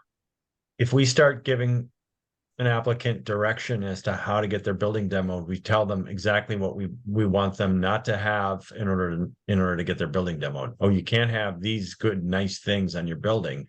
If you have these things on your building, we won't let you demo it. So take these things off your building, as Robert was saying before, and now you can demo. Yeah, but I mean, I agree. So I agree, Tony, in the sense that I don't see any merit in taking the parts of the memo and putting them in the resolution. I'd rather capture just the entire memo in here. And Stephen, you're right. This one doesn't have it, which is an error on my end. I would rather write something based, okay. Just say consistent with memo number blah. Yeah. You know, on the standards outlined in the municipal code. Okay. Standards outlined in chapter 105 in the municipal code and in the, okay. Well, so the reason we're going through this entire laborious endeavor is to bring ourselves into compliance with the appellate court order. So Jonathan, do you think that attaching the entire memo would be compliant with the requirements? I think it would. The key here that we need to make sure we're doing is just memorializing the commission's reasons for these decisions. And so I think if in this memo we attach Maggie's memo that outlines what her recommendation is, and you all have said, yes, I agree with your recommendation, this is the recommendation we're adopting as a commission, then I think that would satisfy the requirements. Jonathan, so I just put in this guy and in the memorandum to the HBC dated October 16th, 20, I think that's the best. or do we include it as an exhibit or an attachment? Yeah, you could include it as an attachment, I guess. Beautiful. There Okay. you go. And I'm just gonna copy that guy when we have to put it in because I'm In the next anticipating. one. I forgot it in one, I forgot it in all of them. Maggie, I have to say, fantastic job. It's a tremendous amount of work. Thank you for making us look good. You're welcome. Appreciate it. Let's vote on the resolutions before we compliment. Okay. All right, anyone have any questions about the resolution? All right, in that case, we just have to take a straight vote on that resolution as prepared by staff. If anyone wants to make a motion to approve the resolution. I'll make a motion to approve the wording of the existing motion as presented by staff. We have to, hold on, we have to approve the resolution. Yes. I want to make sure that that line is I make a motion to approve the resolution as prepared by staff as prepared by staff. for the address. Or 72 Palisade.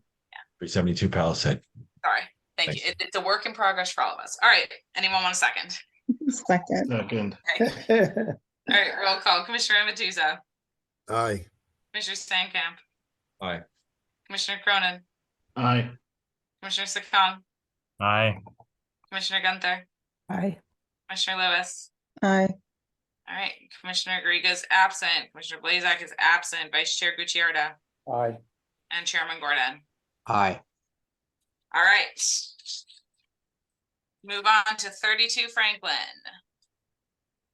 Well, once again, share my screen just so we can all.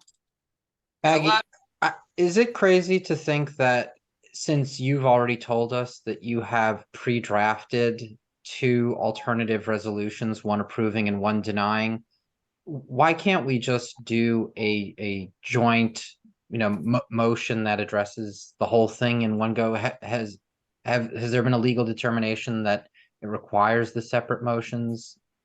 I cannot answer if there has been a legal determination for it. However, because we do not do a lot of resolutions at this board, at Jonathan's advice, I talked through with Cam and Francisco from our office for Planning Board and Zoning Board, where they do a lot of resolutions. And what their boards do is they do a separate vote for each application to authorize the preparation of the resolution, and then they separately vote on each resolution. In their cases, it is a little bit faster because they're typically at separate meetings.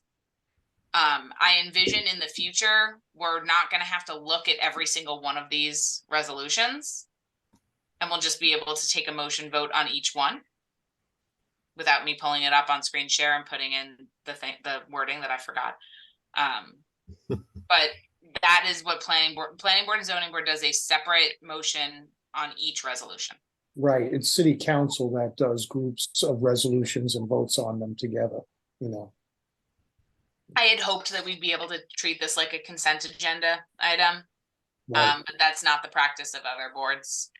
And I think, especially with the appellate court ruling kind of looming over this, we should be as careful as we possibly can.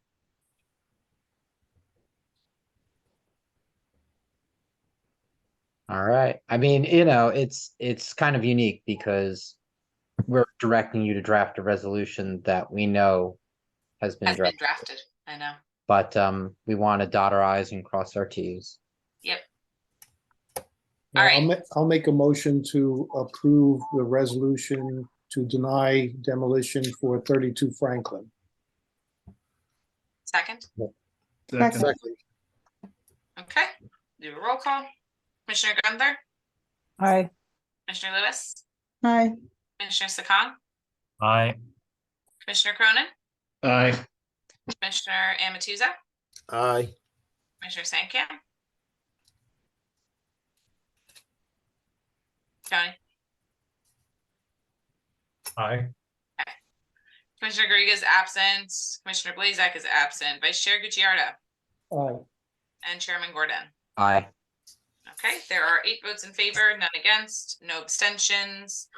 The resolution denying the demo permit at 32 Franklin is approved. Let's move on to 813 Montgomery. All right, again, same exact, now it's the same exact language. Adding in the memorandum there. Any questions on the resolution? If there are none, I think we all know what the motion recommendation is. Just to confirm, the memoranda all have the same date? Yes, all of the Okay. memos went out on October 16th. All right, so I'll move to adopt the resolution as drafted by staff for 813 Montgomery Street. I'll second. We'll do a roll call. Commissioner Sakong, Aye. Commissioner Cronin, Aye. Commissioner Amatuza, Aye. Commissioner Sankamp, Aye. Commissioner Gunther, Aye. Commissioner Lewis, Aye.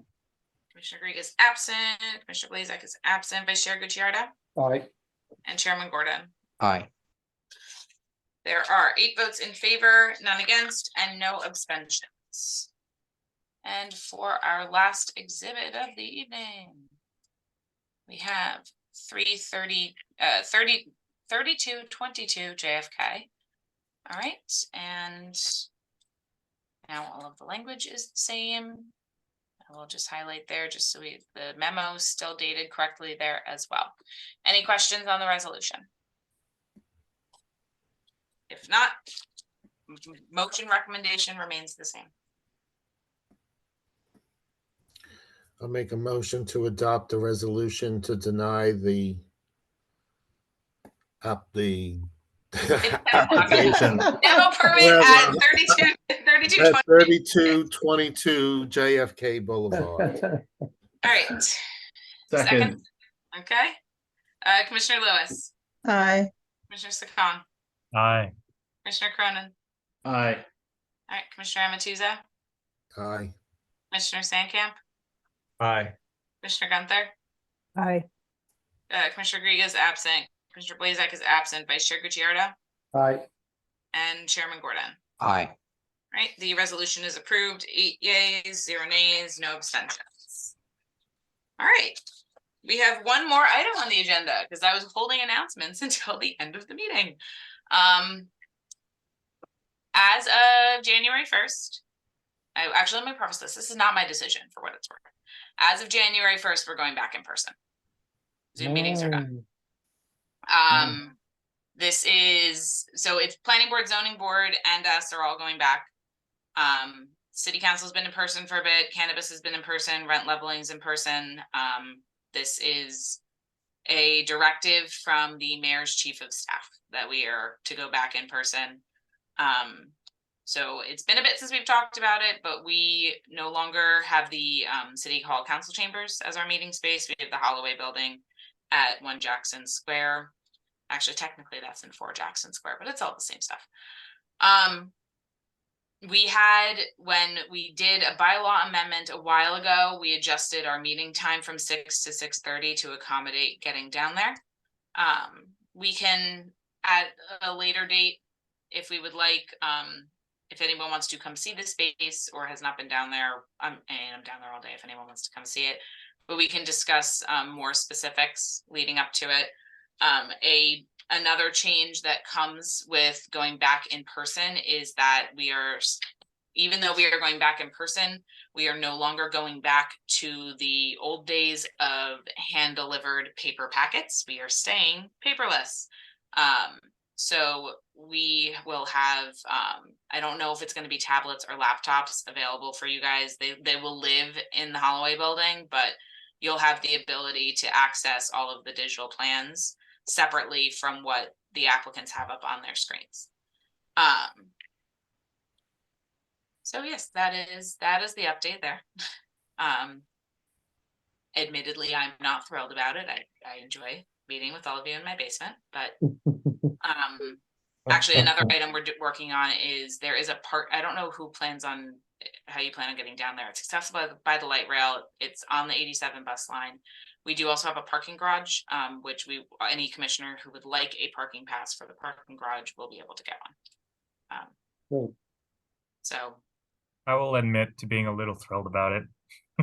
So when I say I'm annoyed about it, there's like, I'm not like annoyed. Like I really do genuinely, I think meetings are like 100 times more productive in person. My lack of joy comes from the fact that I have an hour-long commute and I don't like to drive in the dark to begin with. So, but that's a Maggie problem. So anyway, Maggie, are you hiring additional staff? Are you guys in the process? And can you send out what the CV should look like for people and or what you're looking for? To us, so we can maybe help you. Working on it. You know? Yeah. We interviewed a bunch of people a couple weeks ago. I believe the job posting is still live on the city website, if that's something anyone is interested in looking at. The very basic job requirements are that you have to be able to read construction documents. You have to have some working knowledge of the Secretary of the Interior standards, and you have to be willing to live in the state of New Jersey. Other than that, we're pretty flexible. So we forwarded some people on for a second round of interviews. So hopefully we'll have someone by the start of the new year. Fingers crossed.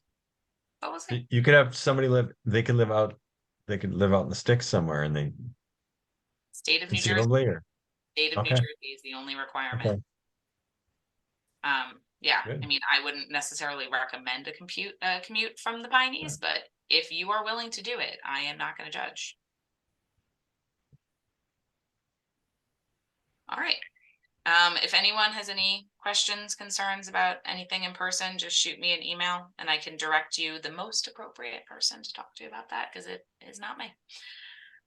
Actually, no, there's one more announcement combined with going back in person. So because other boards have been meeting in person and we have been meeting virtually, we have an overlapping of meeting times. The Cannabis Control Board meets at the same time as us on Mondays. Because we have been around much longer and our dates and times in which we can meet are in our bylaws, Cannabis has decided to move some of their meetings, but I can't force them to move all of their meetings all of the time for us, which means that our normal calendar of 2 meetings in October and 2 meetings in April, for next year, we're going to shrink that to 1 meeting in April, 1 meeting in October, because Cannabis is going to move to either the 1st or the 4th of the month, and I can't have them do that for 10 months out of the year, and then the other 2 be like, by the way, the meeting dates that I said could work don't work. And we also, the past couple of years, we really haven't needed the double meetings in April and October. Next year will be kind of the assessment year. If we see that we have a crazy backup as a result of not doing that, we'll adjust it the following year. But for next year, we're going down to 12 meetings. I don't think it's going to cause any kind of hardship. And then we get out of this cycle of a meeting every 3 weeks for March, April, and May, and then in September, October, November. Anyone have any questions about any of it?